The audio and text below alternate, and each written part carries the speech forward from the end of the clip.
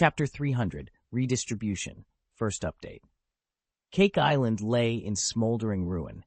Once as vast as a town, its enormous cake castle and the countless buildings that surrounded it had been reduced to rubble.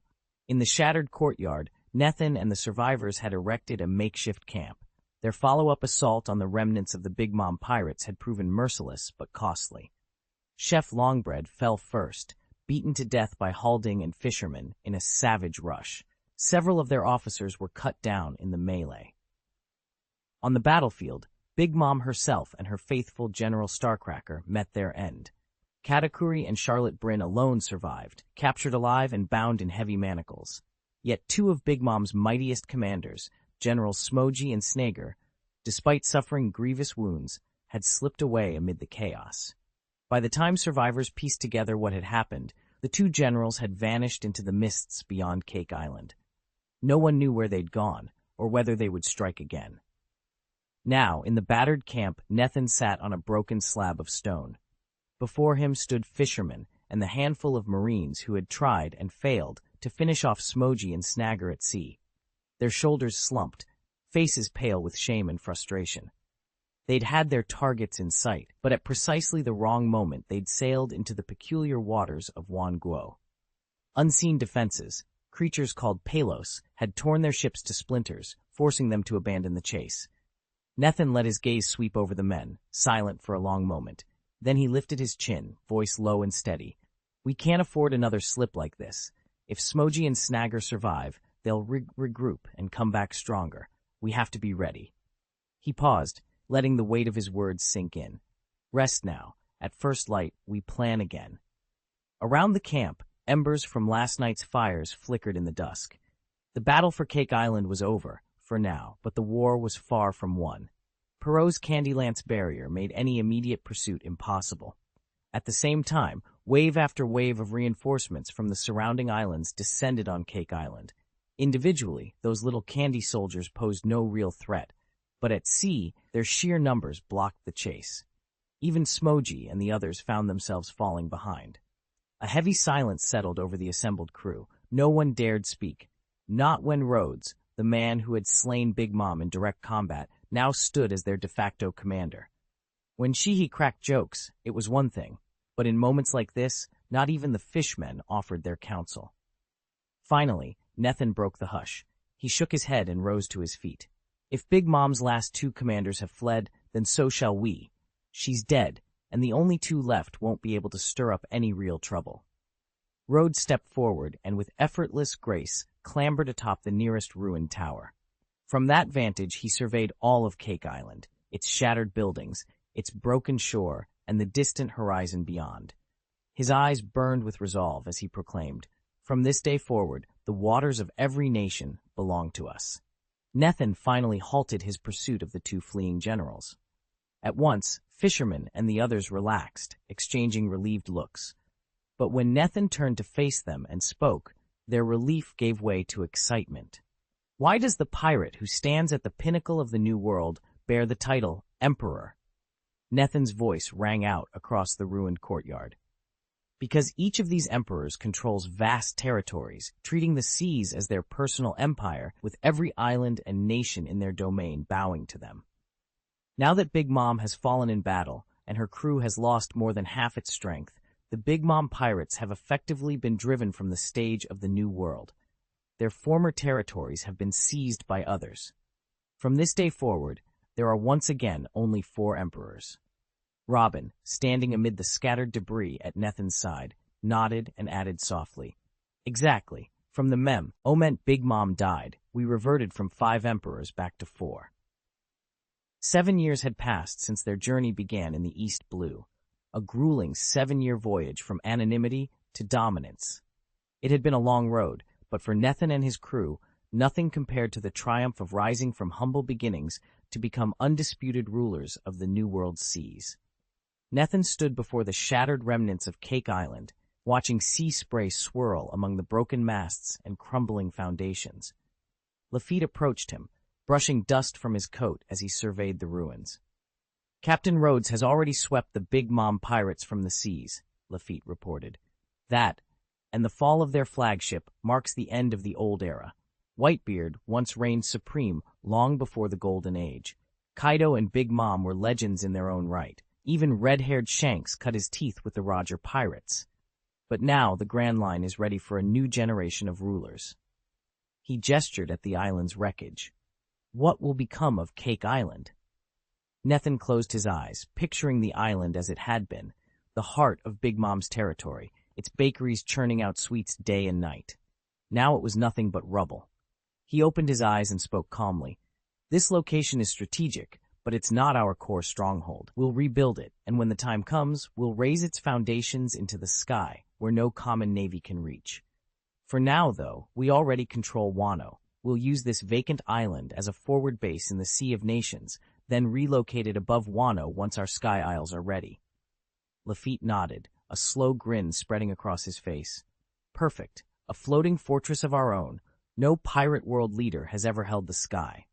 Nethan returned the smile sharply. Then let's get to work. With that, the two men turned toward the wreckage, already plotting the resurrection of Cake Island and the dawn of a new pirate age.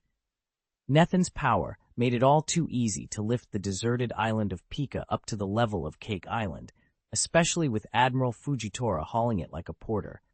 Lafitte blinked in surprise for a moment, then a slow smile spread across his face as he grasped the plan. Sky Island Bika would serve perfectly as their new stronghold, and with the Ghost Hand pirates already capable of moving freely between the sky and the sea, it was an ideal base of operations.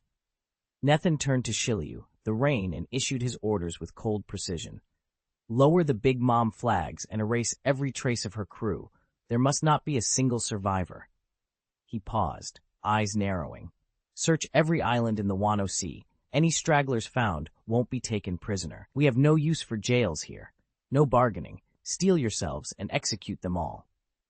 At the mention of killing pirates, Shiryu the Rain's lips curled into a fierce grin. He drew his second-generation Gedo with a quiet scrape, clearly relishing the task ahead. For him, the role of executioner was a welcome one. Nethan turned to Shiryu of the Rain and spoke evenly. Don't touch the civilians. I don't want to be an emperor of empty lands, understood? Shiryu closed his eyes for a moment in acknowledgement. Nethan then faced Lafitte. We're taking over Big Mom's territory. Once Shiryu finishes clearing out the last of her forces, I want you to handle pacification. With your powers of suggestion and mind control, calming the people will be no problem. He offered a small smile. This is the new world, the realm of the four emperors. The locals know how to look after themselves. I don't expect any uprisings. Governing these lands will be your responsibility. Finally, Nethan addressed Admiral Fujitora. Big Mom's fleet has been destroyed, but there will always be pirates or shadowy factions looking to take advantage of any power vacuum. If anyone dares to encroach on these waters, you know what to do. After years of Big Mom's reign, burning villages, looting towns, these seas are ripe for plunder. We can't let chaos take hold again. Now that the Big Mom pirates have been wiped out, very small-time crew and underground opportunist looking to raid the outer islands, has found their schemes coming to nothing. Anyone foolish enough to try soon learned that the Ghost Hand pirates aren't to be trifled with. They enforce the law ruthlessly, no exceptions. Admiral Fujitora stood at the gangway, cane sword in hand, and nodded with quiet satisfaction. This mission suits me perfectly, he said. Securing the waters around the 10,000 kingdoms is more than just a patrol. It's a chance to restore order, and that's a goal worth fighting for. Chapter 301, Hardness, Part 2. The three missions, suppression, pacification, and maintenance, had already been delegated when Nethan turned his attention away from the overlooked fishmen toward Trafalgar Law. He paused, weighing his words carefully. I want to transform Cake Island into a dedicated base, Nethan began. It would serve two functions, as a high-security prison for our captive pirates and as a research facility for your mind replacement experiments. So far, we've taken Katakuri and Brûlé alive, plus Oven, the Flame fruit user, and several mid-level officers from the Big Mom pirates. I don't intend to develop the island into a civilian settlement. Instead, I'll restrict entry so that only top-ranking officials, people like Shiryu of the Rain Division, can come and go without special clearance. Does that sound workable? Law's eyes flickered with interest, then he nodded seriously. a fortress-like city where Katakuri and the others could be held indefinitely, equipped with a clandestine laboratory. This plan elevated their project to a new level of authority and secrecy. "Do it," he agreed, sealing the decision with a firm nod. Nethan nodded. "Contact the Giant Corps and request their support. Set up a temporary base straight away. Lock up our captives there first, then build it out properly once we've secured the area." Trafalgaro gave a firm nod in agreement. With that, every officer in the room already had a clear assignment, except Fisherman, who shifted nervously. Nethan turned his attention to him. He took a moment to assess the former pirate hunter, then said, "You're to meet with Kaku and Gubra. Your past work as a bounty hunter and your ties to the underground networks make you ideal for this next task. Oversee the handover of Big Mom's remaining forces to our allied underground cells. On top of that, I want you to expand our intelligence network. The Ghost Hand pirates used to be able to cover just the shipping lanes, but now that we dominate every nation's waters, our reach must extend into the entire underworld. Any underground groups that once reported to Big Mom must now answer to you." Fisherman straightened and saluted.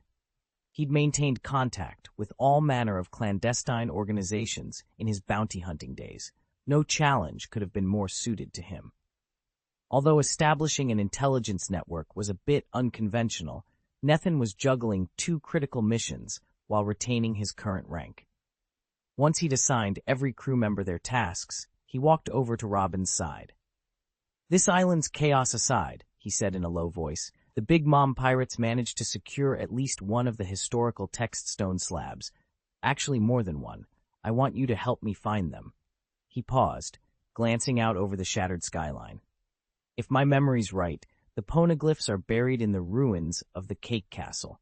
That place used to be as big as a small town, but now it's completely collapsed. We can't just eyeball the rubble and hope for the best. We'll have to unearth the stones." Robin raised an eyebrow at the revelation that multiple poneglyphs lay hidden here. Intrigued, she fell in step beside Nethan as they headed toward the broken remains of the once grand fortress. Wind carried powdered sugar and stale cake crumbs through the air. When they reached the outer edge of the devastation, Nethan closed his eyes and concentrated. The ghostly glow of his Horo no Mi ability manifested as translucent hands that passed through crumbled walls and toppled arches. Under his careful control, huge sections of enchanted masonry trembled, detached, and drifted aside. Robin watched, fascinated as enormous chunks of cookie-fortified stone floated as if caught in an invisible current. Dust motes swirled around them in a lazy spiral. After a few deliberate gestures, Nethan lifted free a massive slab from the heart of the ruins. A moment of hushed anticipation followed. Then Robin knelt and brushed away the final layer of debris. A dull, red corner gleamed beneath the broken stone, the unmistakable edge of a poneglyph. "There," she whispered. Nethan's lips curved into a rare, determined smile. "Let's see what secrets you've been hiding." He readied his ethereal hands to free the ancient tablet entirely, eager to uncover every word etched in its surface. Nethan's eyes flickered as he gestured once more. With a final crack, another chunk of rubble drifted aside to reveal the true form of the monument beneath. A vast, blood-red stele inscribed with ancient characters. Robin's dark pupils gleamed with excitement. Could this really be the original road sign inscription? Nothing else in the record is marked in red. Nethan stepped forward and ran a fingertip across the cool surface. The stele was divided into 4 distinct panels, each one pointing toward a different landmark. When you connected the 4 points on a map, they formed a perfect quadrilateral, and the intersection of its diagonals fell at Ralph Drew Island, the so-called Ultimate Island.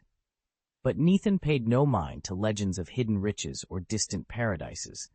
What held his attention was the stele's extraordinary durability.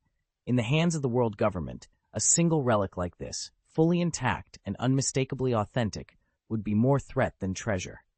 And that terrified him. Nethan stared up at the massive stone monument before him, the road poneglyph that held the key to an 800-year-old secret. If the world government could destroy even one fragment of its inscriptions, or obliterate several other poneglyphs, that ancient history would be lost forever. Yet despite all their power, they've never managed to break a single one. Over the years, Nathan had tested the poneglyph's resilience again and again. He bombarded it with crushing force, measured its hardness with every technique he knew, and each time the result was the same. It would not budge. He couldn't identify what strange material it was made from, only that it was tougher than the hardest seabed rock and somehow impervious even to devil fruit powers. Taking a deep breath, Nathan pressed his palm against the cold surface of the poneglyph and unleashed a wave of distortion energy. At the moment of contact, his power collapsed like a fist striking cotton, utterly useless. Not a single crack appeared. The ancient inscriptions remained untouched.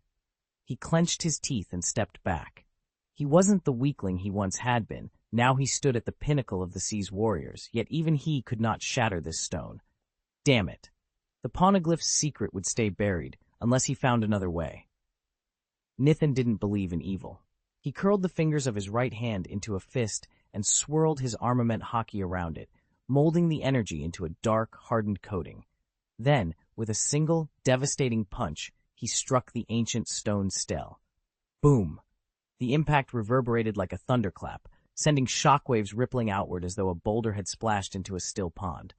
The massive red slab toppled end over end, skidding dozens of meters before grinding to a halt. Robin, who had been meticulously studying the stele's inscriptions, stared in stunned silence. He approached the fallen monument and ran a hand over its surface. Not a single crack or chip marred the stone. Nathan's blow, despite its ferocity, had left no trace. Even with his current strength, he could not shatter this relic.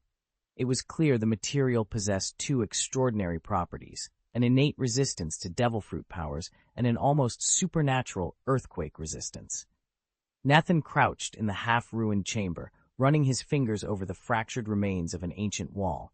With a practiced push, he dislodged another slab of stone and revealed a second tablet, its surface a pale, unassuming shade. Behind him, Robin knelt before a third tablet, this one streaked with a deep crimson that glowed faintly in the torchlight. Robin's fingertips traced the carved characters. "This alloy, it truly won't shatter," she whispered, still awed.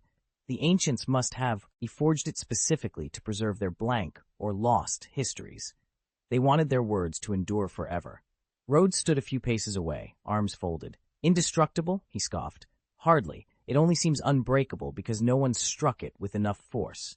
If I doubled, tripled, even tenfolded my strength, any material would crack eventually." Robin ignored him, leaning closer to the red tablet's script. Nathan, however, paid the argument no mind. Ancient inscriptions held little interest for him. He rose, dusted debris from his hands, and studied the new find, a smooth tablet whose inscriptions promised something different. "So far," Rhodes said, stepping over broken stone, "we have only 2 of the 3 history texts, the Road Route tablet and the Intellect tablet. Jinbei still hasn't sent us the 3rd. Robin, you might find the contents of this new piece a lot more illuminating than mere coordinates." Robin finally looked up, her eyes reflecting both curiosity and impatience. As Nathan set the pale tablet down to inspect it more closely, the 3 of them, Robin, Rhodes, and Nathan, prepared to uncover what forgotten knowledge this latest relic might reveal. As Nathan journeyed onward, he recalled the first intelligence chronicle he'd discovered, and now he held the second. In all, there were 9 such records. Together, they captured Robin's hopes and dreams and contained the missing 100 years of history she so desperately sought. Chapter 302, Falling to the Island, Part 3. Nathan took his time. Having finished his careful examination of the crimson-hued historical tablet, he moved on to the intelligence archive, poring over its contents with equal diligence. He was so engrossed in his study that he hardly noticed the sudden shift in the sky. A growing darkness crept overhead, and the very air around him took on a heavy, stifling weight. "Trafalgaro!" Nathan called out. The veteran inspector, who had been busy clearing debris among the ruins, glanced up with a stunned expression. Before either of them could speak, a colossal shadow blotted out the sun, hurtling downward so fast that it seemed impossible. As the form drew nearer, its shape snapped into focus.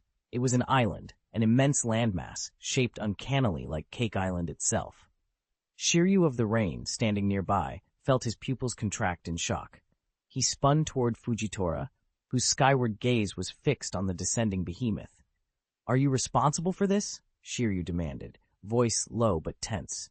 Fujitora's stern features remained impassive as he watched the ominous silhouette. After a moment's silence, he finally shook his head. "No," he replied gravely, "but we're in serious trouble." Before the island even landed, an overwhelming sense of dread washed over Cake Island. Fishermen and townsfolk alike froze in place, eyes wide with horror. An entire island, from the sky, was about to crash down upon them. Nethan stared up at the sky in stunned silence. A massive island, easily large enough to crush everything on Cake Island, was hurtling downward, wrapped in a vortex of wind so fierce that every breath felt like fighting a storm. Not even Fujitora's gravity powers could pull off something like this. There was only one man capable of such devastation, Golden Lion Shiki. A cold spark lit Nethan's eyes. Ever since his brutal defeat at Shiki's hands, he'd sworn to be ready for the next encounter. And now, Shiki had struck again, this time by toppling an entire landmass above Cake Island after crushing the Big Mom pirates. The thought seethed in Nethan's mind like molten iron. "You're courting death, Shiki," he vowed silently, his body coiled like a spring.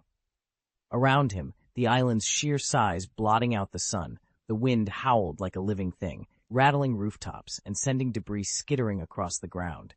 There was no sign of Shiki himself, only that overwhelming island blocking out the heavens. Then, booming from somewhere beyond the roaring gale, came Shiki's unmistakable laughter, wild, triumphant, and utterly merciless. "Ha ha ha! I never expected you, kid, to grow strong enough to rival even the emperors." As the island closed in, Nethan steadied himself. This time he swore he would not go down without a fight. "I have a grand gift for you today. Prepare to receive it," roared the Golden Lion, his triumphant laughter rolling across the sky. If he'd unleashed this move back when Nethan and the Big Mom pirates had just felled Big Mom, the outcome would have been catastrophic. Nethan would never have mustered the strength to counter an island plummeting from 10,000 meters. Even if he'd survived, everyone else below would have been crushed. As the Golden Lion's echo faded, Nethan's murderous glare slowly softened into a resolute calm. With a streak of motion, he vanished from view and reappeared beneath the hurtling landmass. In that moment, Nethan's gravity-twisting powers flared to life. He slammed one hand against the island's underside, pouring all his will into holding it aloft. The ground-shaking weight of the colossal rock pressed down relentlessly, but Nethan's aura stiffened its descent, slowing the fall, even if only marginally. Below them, Lafitte, Trafalgar Law, and the rest watched in grim astonishment. They had already suspected the Golden Lion of orchestrating this airborne assault. His mocking cry had confirmed their worst fears. Now, confronted with an island tumbling from the heavens, they felt utterly powerless, at least for the moment. A fierce wind whipped around Nethan as every ounce of his strength fought the relentless pull of gravity. The island groaned under its own mass, cracked spider webbing across its surface. Nethan's knuckles whitened against stone, but he stood firm, a single, solitary barrier between doom and everyone he swore to protect. Whoosh! The air around him shimmered with raw power, and the island's plummet slowed further, hanging precariously suspended by Nethan's indomitable will. Fujitora rose into the sky, driving both his staff and his sword deep into the island's underbelly. The moment the blades pierced the rock, his gravity fruit ability flared to life, gripping the entire landmass in an invisible vice. In terms of raw destructive force, he still trailed behind Nethan, but in the art of manipulating gravity, Fujitora was peerless. A thunderous rumble shook the island. Though the penetrative power of Fujitora's devil fruit had sharply blunted its fall, the descent had not stopped. Side by side, Nethan and Fujitora possessed enough strength to suspend an ordinary chunk of land. But this was no ordinary island. Plunging from such dizzying heights, it threatened to unleash an annihilating shockwave on everything below. If a mass that size, what sailors called the Golden Lion, were to slam into the world noble's holy land, Mary Geoise, or rain down on Navy headquarters, even those legendary fortresses in the clouds would be shattered. No living being could survive unscathed. Perhaps only two could endure such an impact. That was the true horror of the gravity fruit's power. Golden Lion, sky, the world itself seemed to hold its breath. Shiryu of the Rain's face went dark as he recalled the name Golden Lion. This was the same man who'd broken out of the Pushan City prison only days earlier, back when Shiryu had still been nothing more than a lowly guard. Now, faced with a massive chunk of earth plummeting toward Cake Island, Shiryu hesitated for a heartbeat before drawing his sword. Gripping the flat of the blade, he slammed it upward against the island's underside. With a thunderous crack, the descent slowed. Beside him, the fisherman rubbed his temples in frustration. His kwai fruit powers were useless against such weight. Desperate, he scooped up handfuls of loose rock and hurled them like grenades. Each stone struck the floating island's base with bone-rattling force, further slowing its fall. But the island kept dropping. Now it hovered less than 200 meters above Cake Island's walls. A mighty roar split the air. Rhodes, the sand giant, thrust his arms wide. Dust and grit whipped upward in a spiraling storm, coalescing into two enormous, sand-forged arms. With a deep rumble, those arms braced themselves beneath the island, holding it aloft, at least for now. Hyrding streaked down like a bolt of lightning to the island's underside. Planting both massive arms against the rock, he locked in place, joined by Nithin and Admiral Fujitora, who braced themselves beside him.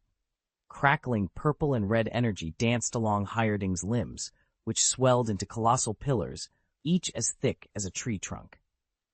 Despite their efforts, the island still hurtled earthward, its speed gradually slackening but its weight ever pressing down.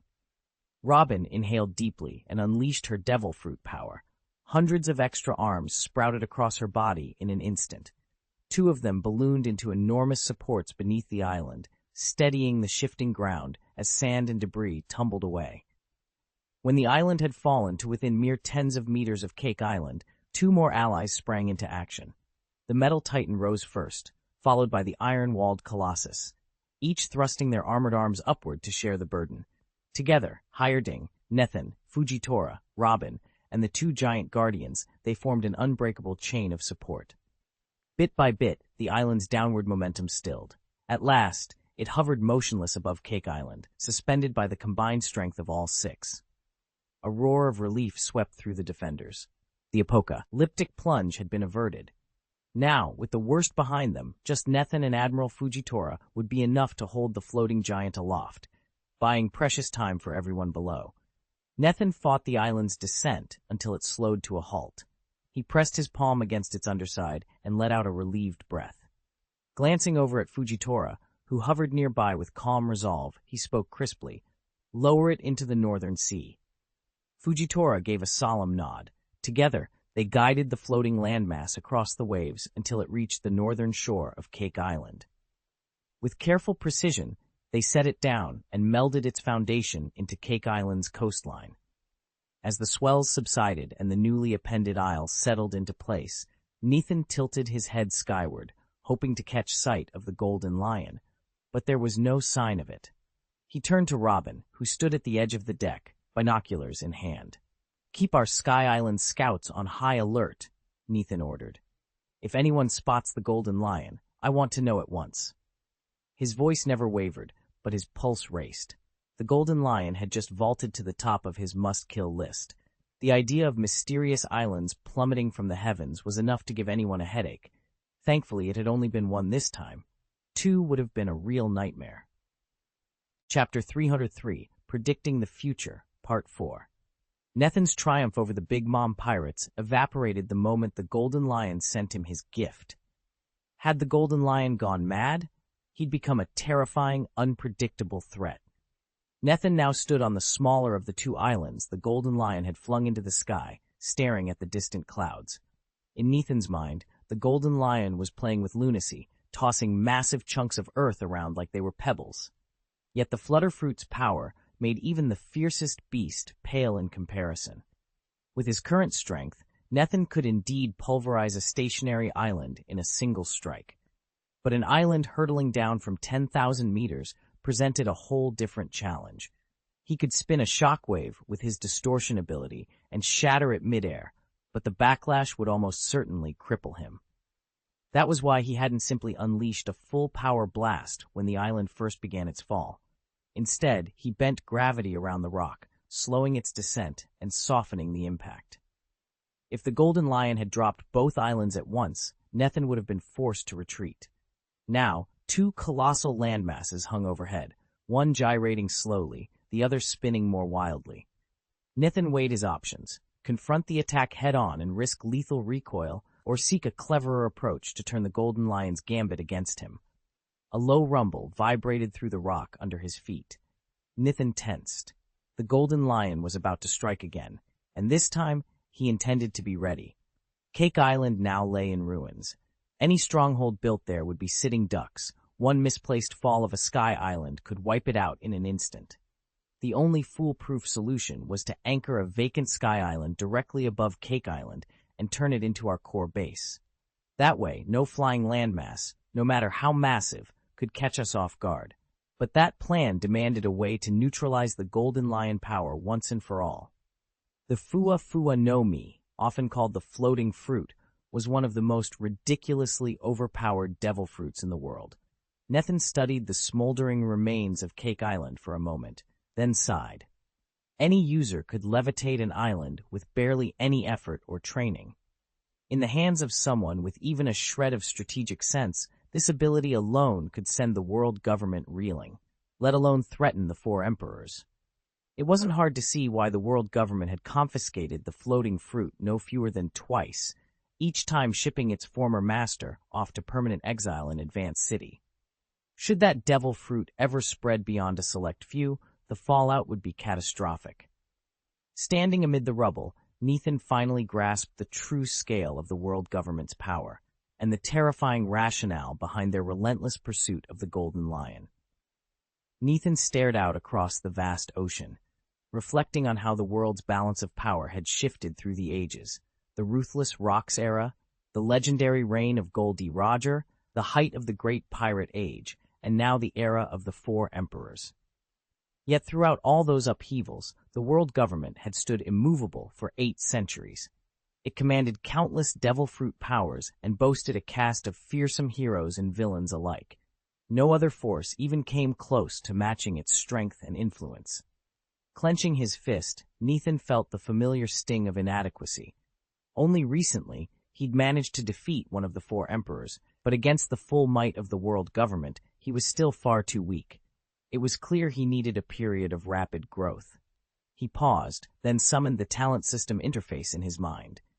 His last major campaign, hunting down Big Mom and defeating one of her lieutenants, had earned him a total of 210 talent proficiency points. To this point, he'd been too busy to allocate them. He thought it through quickly. First things first, agility, he muttered. Swift movements and reflexes would be vital if he hoped to dodge the government's next onslaught. With a few menta, L gestures, he poured 40 proficiency points into agility enhancement. A quiet surge of energy rippled through Nethin's muscles. He tested his reflexes, feeling his speed sharpen and his senses heighten. It was a small step, but in a world where the world government reigned supreme, every advantage counted. Nethin squared his shoulders, ready to continue his ascent to power. At the very instant the golden light erupted, an unfamiliar force surged through Nethin's body. His awareness expanded outward, and the world around him seemed to slow to a crawl. This wasn't the effect of domination. Rather, his agility enhancement had just reached its maximum value, sharpening his reflexes and perception to a knife's edge. As that major talent branch hit its cap, an emotionless, synthesized chime rang in his mind. Agility enhancement, 500 max. Physical enhancement, 500 swars 500 max.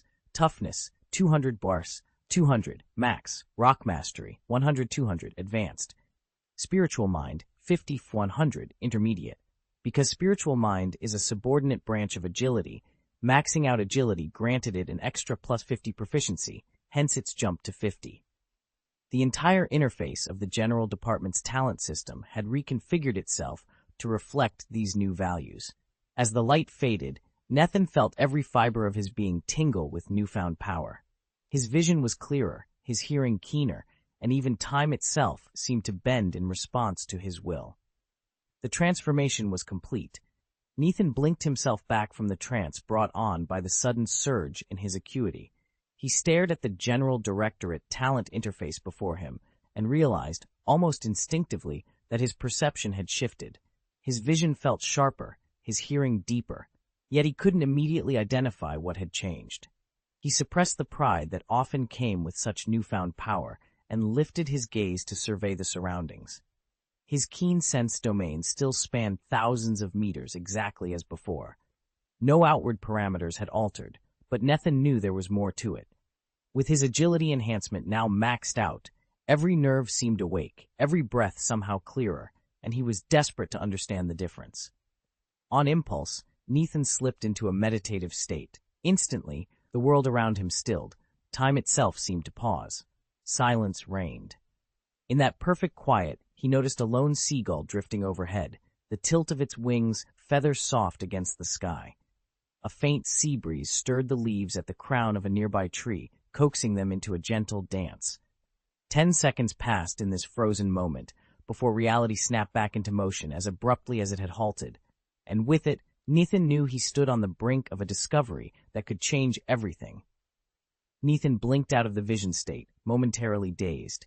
He lifted his gaze to the sky and caught sight of a towering cloud formation drifting overhead. Surprise flickered in his eyes.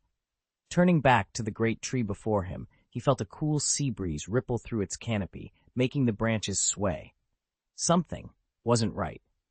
He closed his eyes and slipped once more into the spiritual state, focusing all his attention on what lay ahead. A white butterfly drifted into view, its wings fluttering delicately before him. Then, as abruptly as it began, the vision shattered. He pulled himself back to the physical realm, and, to his astonishment, saw the same butterfly tracing the identical flight path just seconds later. A thrill ran through him. He inhaled sharply and let the breath out in a slow, victorious smile. This was future sight. With his agility enhancement maxed out and his spiritual aptitude polished to level 50, Nethan had at last unlocked the power of precognition, an ability rivaled only by Katakuri and Sea Dolphin. Nethan knew that even a mere 10-second glimpse into the future could decide the outcome of a fight. If Big Mom possessed such foresight, he'd have almost no chance against her. And if Kaido shared the same ability, the old Nethan would have been crushed before he even knew what hit him. After all, to see or hear what's coming is the ultimate advantage in battle, and it isn't something you gain through ordinary cultivation. No matter how many years one trains, it's nearly impossible to elevate your knowledge and instincts to the point of true precognition. Chapter 304, Elemental Immunity, First Update. Nethan discovered the one major limitation of his new precognitive power. It only reveals a sliver of an unaltered future. It was like Rhodes catching sight of a butterfly. He could predict its flight for a moment, but if he reached out and grabbed it, its path would shift, and the rest of the future would vanish from view. In other words, in the endless river of time, Nethan's gift could trace only a single tributary, not the myriad possibilities beyond. He focused intently, pushing his senses to their limit. 7 seconds, that was all he could peer ahead. Beyond that, everything blurred into uncertainty. He did note, however, that as his clairvoyance strengthened, that 7-second window should gradually expand. Before he could ponder the implications further, he bolted. In an instant, he vanished from his spot, only to reappear dozens of meters away. Then, with another flash, he was back where he started. With his agility enhancement maxed out, his physical speed had soared to astonishing levels. His reaction time and reflexes now even rivaled those of Admiral Kizaru. Such speed and foresight would prove invaluable in the battles to come. Nethan hovered a few feet above the deck, testing the limits of his new power. On paper, the glittering fruit granted him unparalleled speed, but raw ability alone wasn't enough. Every flicker of motion still depended on his own perception and reflexes. He closed his eyes and focused inward. With a spark of golden light, his agility boost surged to its maximum. In that instant, his close-quarters movement outpaced even Admiral Kizaru's photon blitz. His punches and darts were faster than the eye could follow. And for anything beyond melee range, Nethan relied on his space-fold jump, a burst of light-warping energy that let him breach distances at speeds exceeding light itself. He glanced at his talent gauge. 40 points had brought agility to its peak, leaving him 170 points richer. He weighed his options carefully: a stronger punch, better endurance. Finally, he decided to deepen his mastery of the twisting fruit. 70 points vanished in a flash. A second wave of golden radiance washed over him as the twisting power intensified inside his bones and sinews. When the light subsided, Nethan flexed his fingers and felt it, a coiling force, raw and unyielding, ready to bend flesh and steel alike. In that moment, he knew he'd closed the gap to a peak Whitebeard's strength. All that remained was to push it even further. Nethan tapped the edge of his holo display and brought up his combat proficiencies. Firearms, 50. Melee combat, 100. Devil Fruit Mastery, Twisted Fruit, 820. Navy 6th Shave, 0. Navy 6th Art, Paper Painting, 0. Moon Step of the 6th Naval Form, 0. Domineering, 200, max. Armed Color Domineering, 200, max. Supreme Domineering, 0. Satisfied he'd reviewed every entry, he switched to the general talent tree. A solitary node remained unspent, 100 talent points waiting to be assigned. Without hesitation, Nethan poured all of them into rock, maxing it out. His muscles tensed as if charged by lightning, every fiber humming with new strength. In his recent battle against Big Mom's forces, he'd fallen short, pinning the blame on his lack of raw physical power. Now that excuse was gone. The system's core stats updated instantly. Agility, 500 max, Strength 500 max, Spirit 50, primary, Toughness 200 max, Rock 200 max. As the last point settled, a surge of energy roared up from his feet and crackled through his limbs. Nethan closed his eyes, letting the power settle around him. With his rock talent fully unleashed and his devil fruit mastery already formidable, he felt ready for whatever challenge lay ahead. A surging power flooded Nethan's body, streaming through his organs, coursing along his veins, and imbuing his bones with unbreakable strength before rippling across the surface of his skin. 10 seconds later, the energy faded, and Nethan found himself transformed. He clenched his fist and felt it, a physique elevated to monstrous proportions. No longer would he need flashy armor or bright insignias to make a statement. Now he could simply stand firm and shrug off bullets and shells alike. With his tenacity talent maxed out, Nethan had unlocked the ability of a pseudo-undead body. Aside from his heart and head, every limb and organ could be regenerated at will, fueled by his own stamina. And because his rock talent had also reached its peak, he now possessed innate elemental resistance. When struck by fire, ice, lightning, or any other raw elemental force, he would absorb 30% of the attack and suffer only 70% of its damage. When combined with his rock-hard skin, which already negated a significant portion of physical harm, this new elemental saving throw represented a colossal reduction in magical damage. In that moment, Nethan realized his body had achieved an extreme level of endurance. Nothing short of a direct assault on his heart or mind could truly stop him now. Nethan's all-around physical enhancements, combined with his unmatched tenacity, put his body nearly on par with Kaido's. Add to that an innate elemental immunity, and he stands virtually untouchable. Even if the Navy's 3 admirals, Sakazuki, Kainu, Kuzan, and Borsalino, Kizaru, were to unleash a simultaneous onslaught of fire, ice, and light, none of their attacks could kill him. He inhaled deeply, a spark of excitement in his eyes. Of course, the Navy has tried every strategy to fell Kaido. Massive bombardments, relentless elemental strikes by their top 3 generals, all to no avail. Kaido's legendary durability, his ability to absorb elemental damage, and his dominant armament haki render him impervious to their fiercest assaults. Nethan smiled to himself. If Kaido cannot be slain by ice or fire, neither can he. Today, just as Kaido endures, Nethan will stand undefeated. Nethan felt the full force of the 3 admirals' bombardment slam into him, pinning him in place but failing to kill him.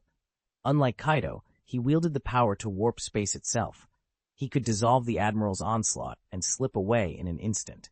Add to that his uncanny ability to glimpse a few seconds into the future, and his mastery of advanced haki, and his strength now rivaled even the Tremor fruit at its peak. Truly, Nethan had ascended to the summit of power. His name alone could eclipse Whitebeard's legacy. As long as he chose to live, not even Marine headquarters could hold him. Capturing or killing him was virtually impossible. It had been over 7 years since he arrived in this world and activated the talent system. Bit by bit, he had cultivated every ability it granted to absolute perfection. In his current state, Whitebeard himself would be hard-pressed to stand against him. The only real dangers left were those lurking within the world government. Nethan lifted his gaze to the distant sea, a faint, determined light glinting in his eyes. Nethan had never dueled Whitebeard, so he didn't know the man's true strength. Even so, Whitebeard couldn't be overwhelmingly more powerful than Kaido. Nethan was confident he had at least a 60% chance of winning. Among the fighters he knew by name, none posed a real threat. Only those shrouded in mystery gave him pause. The 5 old stars, Uranus. Even putting aside the 5 old stars of the surface world, Nethan doubted any of them could surpass Whitebeard's power. Beyond them lurked the hidden king of the dragon people, the ancient emperor rumored to be in the world government's employ, and the enigmatic weapon king. Their abilities were still unknown. Shaking off such speculation, Nethan refocused on what he could control. The talents granted by his system were merely bonuses. Although he'd already maxed out every talent stat, his true potential remained untapped. He could still develop, still grow stronger. And he hadn't yet awakened his twisted fruit. The power of temporal distortion lay dormant, waiting for him to unleash it. Ethan's grin widened. Once we've got everything in hand, no matter how many secret cards the world government is holding, they'll have to play them out one by one. New World, Beast's Domain, Kaido's island headquarters. Kaido sat cross-legged beneath a crimson pavilion, a shredded newspaper spread across his massive lap. His brows were drawn into a tight frown as he read. That old woman? Gone just like that? Damn. And that kid with the phantom hand? What's he up to now? He tore off another piece of the page and tossed it aside, sipping deeply from his gourd of sake. As he surveyed the island beyond the pavilion, his thoughts drifted. The power gap between the 4 emperors was surprisingly narrow. Aside from the Whitebeard pirates, still universally acknowledged as the mightiest force, the remaining 3 crews were fairly evenly matched. If anyone lagged behind, it was the Beast Pirates. Kaido himself outclassed even Big Mom in raw strength, but his command structure was thinner. All he had were his 3 calamities, Jack, Queen, and King, and a small cadre of lieutenants, including his personal chef, Longbread. He set the gourd down with a soft thud and ran a calloused hand through his tangled hair. Just then, the pavilion doors burst open. A panting beast pirate stumbled in, armor clinking and sword still drawn. "Captain Kaido," the pirate gasped, bowing so low his forehead nearly scraped the floorboards. "We found survivors, Big Mom pirates who escaped the raid. What are your orders?" Kaido's golden eyes narrowed. He picked up the discarded newspaper that flicked at an article to smooth it out and regarded his subordinate with a slow, crooked grin. "Survivors of the Big Mom pirates, you say?" he rumbled. "Excellent. Gather the calamities. We'll teach them why no one survives an island we claim." With that, Kaido rose, the pavilion trembling beneath his weight. Sake gourd in hand, he strode toward the doors, eager for another taste of battle in this new world. Kaido the Beast folded the newspaper and stared thoughtfully at his subordinate. He'd once owed Big Mom a massive favor, one he'd long considered settled, but with her death, that debt hung in the air again. After a moment's hesitation, Kaido made his decision and gave the order. 15 days later, Cake Island had been transformed. Newly rebuilt ramparts and guard towers rose where rubble once lay, enclosing a grim compound of cells and holding pens for captured pirates. Inside those walls, dozens of prisoners paced in chains under the watchful eyes of Beast Kaido's men. At the same time, the Ghost Hand Pirates, once a ragtag band, had grown into a formidable force. Many Sky Islanders had joined them directly, swelling their ranks. A few defeated crews had surrendered as well, though Captain Rhodes refused any volunteers who hadn't proven themselves in battle. Far above the rebuilt island, 10,000 meters up in a sea of clouds, floated an empty expanse of earth and rock. Here, Vice Admiral Fujitora and Nethan labored without rest. For nearly 10 days, they'd used every resource at their disposal, chains of sea stone, steam-driven engines, even captured dragons, to haul the floating island into position over Cake Island's northern horizon. Now, as dawn's light filtered through the clouds, the newly christened Sky Island hovered ominously, a testament to Kaido's will and the indomitable spirit of his allies. In the great throne room at the summit of Sky Island Bika, Nethan leaned forward as Nico Robin laid out her startling report. The remnants of Big Mom's crew have defected to the 100 Beasts pirates, Robin announced, spreading a star chart across the polished obsidian table. Nethan's eyes narrowed. Remnants? Who are we talking about, exactly? 2 of Big Mom's former officers, Generals Smoji and Snag, along with 2 captains carrying bounties over 500 million belli, plus 3 or 4 others each wanted for more than 300 million, Robin explained. It isn't a massive force in numbers, but in sheer firepower, they're equivalent to 2 full beast pirate divisions. A flicker of disbelief crossed Nethan's face. With that kind of reinforcement, Kaido's crew could challenge Whitebeard's entire fleet. If the Whitebeard pirates mustered 2 additional generals, they'd still be hard-pressed to win. Robin reached for a crystalline goblet of Baika's famed aquafruit nectar and took a slow, thoughtful sip. I expected Kaido to slaughter every last one of them, she admitted. And even if he'd spared them, I never believed they'd willingly join his banner. Nethan closed his eyes for a moment, then shook his head and sat up straighter. Kaido and Big Mom have been at each other's throats for years. Something about this doesn't add up. He tapped a finger on the map, tracing the route the defectors must have taken. I suspect there's a mole in Big Mom's ranks, someone with deeper ties to Kaido, perhaps even his own son, disguising his loyalty. Robin's lips curved into a thin smile. If that's true, the balance of power in the New World just shifted in ways none of us saw coming. Robin started, blinking in surprise. Is there really such a thing? Maybe, Nethan shrugged. But if you think about it, it makes sense that the survivors would end up under Kaido's banner. In the past 2 weeks, Rhodes sent Shiryu of the Rain and the Fishermen to hunt down the last of Big Mom's crew, but the New World's seas are massive. Those pirates don't know the currents here, and we haven't even caught so much as a trace of them. He lifted the fizzy drink sitting before Robin and took a long sip, his eyes dancing with amusement. Honestly, there's no realistic way to crush the beast pirates overnight. Robin leaned forward, curious. How's the drink? Nethan set the glass down with a satisfied smack of his lips. Surprisingly good. Tastes exactly like one of those sodas that couch potatoes call their happy water. Robin frowned. Couch potatoes happy water? Nethan grinned and rubbed his chin. Yeah, when I have a free moment, I'll brew some for you. The little microbes doing the fermenting, or whatever, are like magic. They'd be green with envy if they saw what I'm planning. Nethan set his drink aside and let his hand drift to Robin's slender waist, leaning in closer as he spoke. Robin recoiled in disgust, rising abruptly from her seat. I'll be right back, she snapped, and hurried out of the room. A few minutes later, she returned bearing a neat stack of yellowed wanted posters and a folded newspaper. She laid them out on the coffee table and said, Here are the updated bounties and the latest bulletin. Nethan picked up the paper and skimmed the front page. A full-page photograph showed a jagged island collapsing into the sea, its towering walls crumbling like whipped cream. Below the headline, the article recounted how the fearsome Golden Lion had escaped from the so-called Iron Wall, a fortress city thought impossible to breach. According to the report, only 2 men in history had ever made good their escape from that city, the Golden Lion and Nethan himself. The rivalry between Nethan and the Golden Lion had always been shrouded in mystery.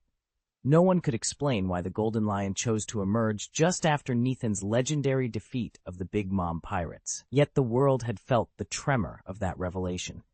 Sailors who'd lived through the eras of the Golden Lion, of Roger, and of Whitebeard still whispered tales of the lion's terror, and now of Nethan's undeniable prowess. Nethan flipped through the morning paper with mild amusement. Even though he'd claimed the title King of the Sea by defeating the Big Mom pirates, the Golden Lion, an infamous figure from the previous generation, still commanded respect on paper.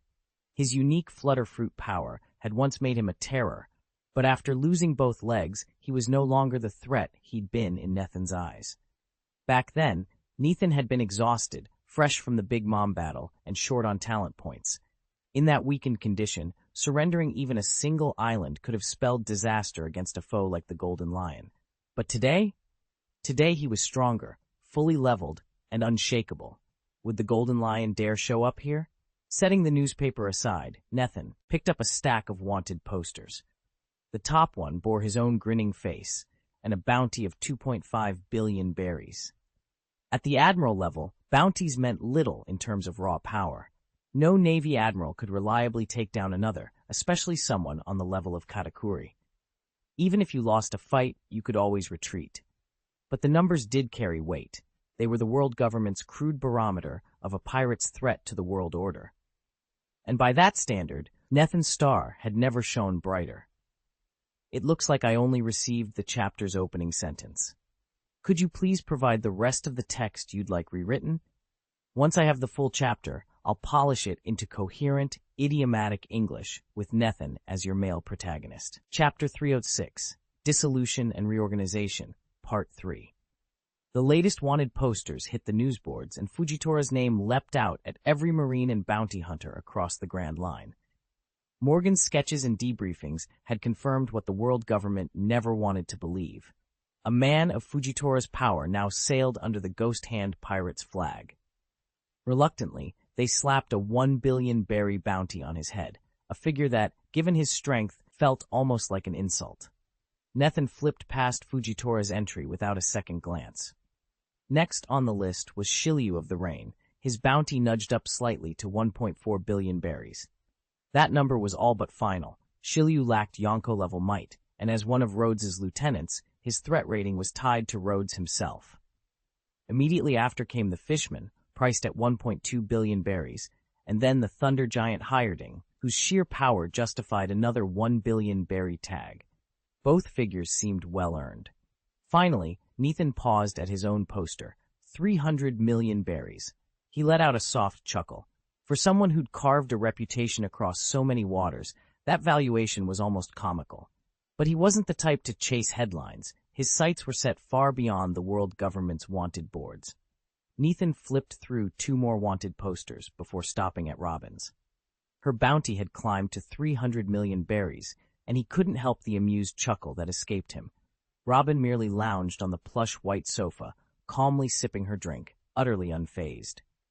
Next came Lafitte's, Trafalgar Law's, and the others, all slightly higher still, along with the towering bounties on the giants. Altogether, the Ghost Hand Pirates now carried over 10 billion berries in combined rewards. 10 billion, a figure guaranteed to make even the bravest tremble. When he'd run his eyes over every poster, Nethan stacked them neatly on the table, leaned back, and let out a low sigh. It's time to disband the Ghost Hand Pirates. Disband? Robin lifted her head, surprise flickering in her dark eyes. Don't take it literally, Nethan said with a small smile. He tapped the bounty sheets. Look at us. Can you really still sort this crew into neat roles? Fighters, doctors, navigators, and so on? We've grown too powerful, too scattered.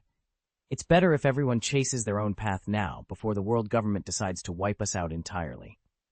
Chapter text: The fleet reorganized. Every shore was now under the Ghost Hand Pirates' shadow. Their vessels prowled the waters of every nation, and all available troops had been redeployed from the abandoned island to Cake Island and beyond. What had begun as a single ship, staffed with fighters, medics, and navigators, had blossomed into a vast armada, each vessel carrying out a precise function. Robin studied the chart spread across the war table. We can't keep operating the way we used to, she said, looking up at Nethan. Your point is clear. Our fleet's grown too large for one ship's command structure. Nethan nodded, a quiet confidence in his eyes. We need a new chain of command, one that matches our strength. How do you want to split the fleet? Robin asked. He smiled. I've already drafted a plan. 3 days later, the high command of the Ghost Hand Pirates gathered on the flagship's deck. At Nethan's order, the old organization was formally dissolved. Then, in swift succession, the new structure was proclaimed. 1. First Squadron, Captain Fujitora. Renowned for his iron discipline and unparalleled power, Fujitora would oversee strategy and coordinate all other squadrons. 2. Second Squadron, Criminal Brigade, Captain Rain Shiryu. Specializing in law enforcement and covert operations, Shiryu's unit would patrol the seas, eliminating pirates, smugglers, and any threats to pirate rule. 3. Third Squadron, Support Unit, Captain Fisherman. Tasked with logistics, medical aid, and reinforcement duties, Fisherman's team would stand ready to assist any squadron in distress. As the proclamations rang out, cheers rolled across the deck. With its new command structure in place, the Ghost Hand pirates were prepared to dominate the oceans like never before. Within Nethin's command structure, 4 of the 7 divisions are detailed as follows. 1. 4th Division, Medical Unit. Captain Trafalgaro and Vice Captain Gears oversee every aspect of the Ghost Hand pirates' medical care, from emergency surgery to routine checkups.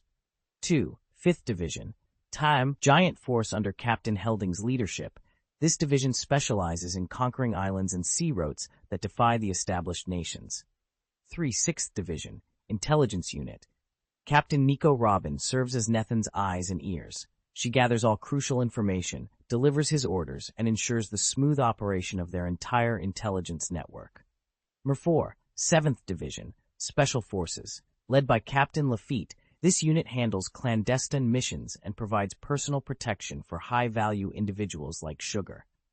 Nethin had even entertained the idea of styling himself the King of Spirits and rebranding Sky Island Bika as the Palace of the King of Spirits. He knew, however, that a title imposed on oneself carried no weight. Only the acknowledgement of others could make it real. He wasn't in any rush. Once the world government had fallen, he could call himself whatever he pleased. Now, in the throne hall of Bika's palace, perched on a deserted island, the captains of all 7 divisions had assembled. Officers of the odd-numbered divisions, 1st, 3rd, 5th, and 7th, took their places on the left, while those from the even-numbered divisions, 2nd, 4th, and 6th, stood to the right. Nethin stood in the center of the briefing room, listening intently as Robin finished her report. He paused for a moment, weighing the information, then spoke in a steady voice. "This organ trafficking ring," he said. "I want Yujishi to handle it." Robin nodded quietly, but looked puzzled. "Yujishi?" Nethin pressed on. "Just days ago, soon after we secured the waters around Wano, one of the outer islands was attacked by this group. They operate from the slums of the underworld. Rumor has it they once had ties to the Big Mom pirates, but the Big Moms are long gone. If they show their faces here now, it's suicide." He turned to Shiryu of the Rain, who stood motionless by the wall. "I'm assigning you instead of Helling. This isn't a reconnaissance mission. You're to crush them outright. I know you relish that kind of work." Shiryu of the Rain closed his eyes and gave a faint, serene smile. Nethin looked back to Robin. "Meanwhile, the 6th Division must keep a constant watch on the Soul Fruit. Report directly to me the moment it resurfaces." "Understood," Robin replied softly. Nethin gave a curt nod. "Everyone else is dismissed. Luo, please stay behind." One by one, Shiryu of the Rain, Fujitora, and the others bowed and left the chamber. Within moments, only Trafalgaro and Luo remained, the air crackling with unspoken purpose. Nethin fell into step beside Luo, his tone measured. "How's the effort to transform Katakuri going?" Luo ran a hand through his hair, frustration evident in his eyes. "It's a dead end for now. We only launched the attack 3 days ago, but Katakuri's willpower is ironclad, and with his future sight ability, he resists every attempt to pry his mind apart. You know the procedure. A successful mind swap requires extracting both wills from the host. With the CPO sub-captain, it took everything we had to break through. Katakuri's strength and arrogance make this 10 times harder." Nethin's brow creased as he contemplated the setback. Securing Katakuri's combat prowess was the linchpin of their strategy. If they could master it, they'd finally have the means to challenge the beast pirates, especially now that Kaido's crew has already absorbed 2 of their own generals. At this moment, the world's great powers regard the 100 Beasts pirates as the premier force among the 4 emperors, with Blackbeard and Whitebeard following, and their own red hair pirates slipping into the weakest position. Nethin squared his shoulders. "Then our focus remains clear. We refine the extraction, no matter how long it takes. Only by harnessing Katakuri can we hope to reclaim our standing and turn the tide against the beast pirates." Despite the red hair pirates' current weakness, Shanks still enjoys a covert alliance with the world government. Nethin isn't eager to pick a fight with them just yet. "What about Brine?" he asked Luo. "Still in custody," Luo replied. "Take me to her," Nethin said calmly. "Her ability could be invaluable. If we can put it to use, transforming Katakuri will become much easier." Luo nodded and fell into step alongside him. Partway there, they ran into Robin. Nathan caught her eye and gestured for her to join them. The three departed Bika Island and shortly afterward arrived at the reconstructed secret base on Cake Island. Chapter 307, Dual Personalities, Part 1. From the outside, the base looked unassuming, but once inside, its true scale became clear. The corridors and chambers were vast, large enough to accommodate giants strolling side by side. Yet despite its size, the interior was almost eerily empty. No machinery hummed in the halls, no workers hustled about. It wasn't until they reached Dr. Luo's experimental wing that a solitary figure emerged, a guard on duty.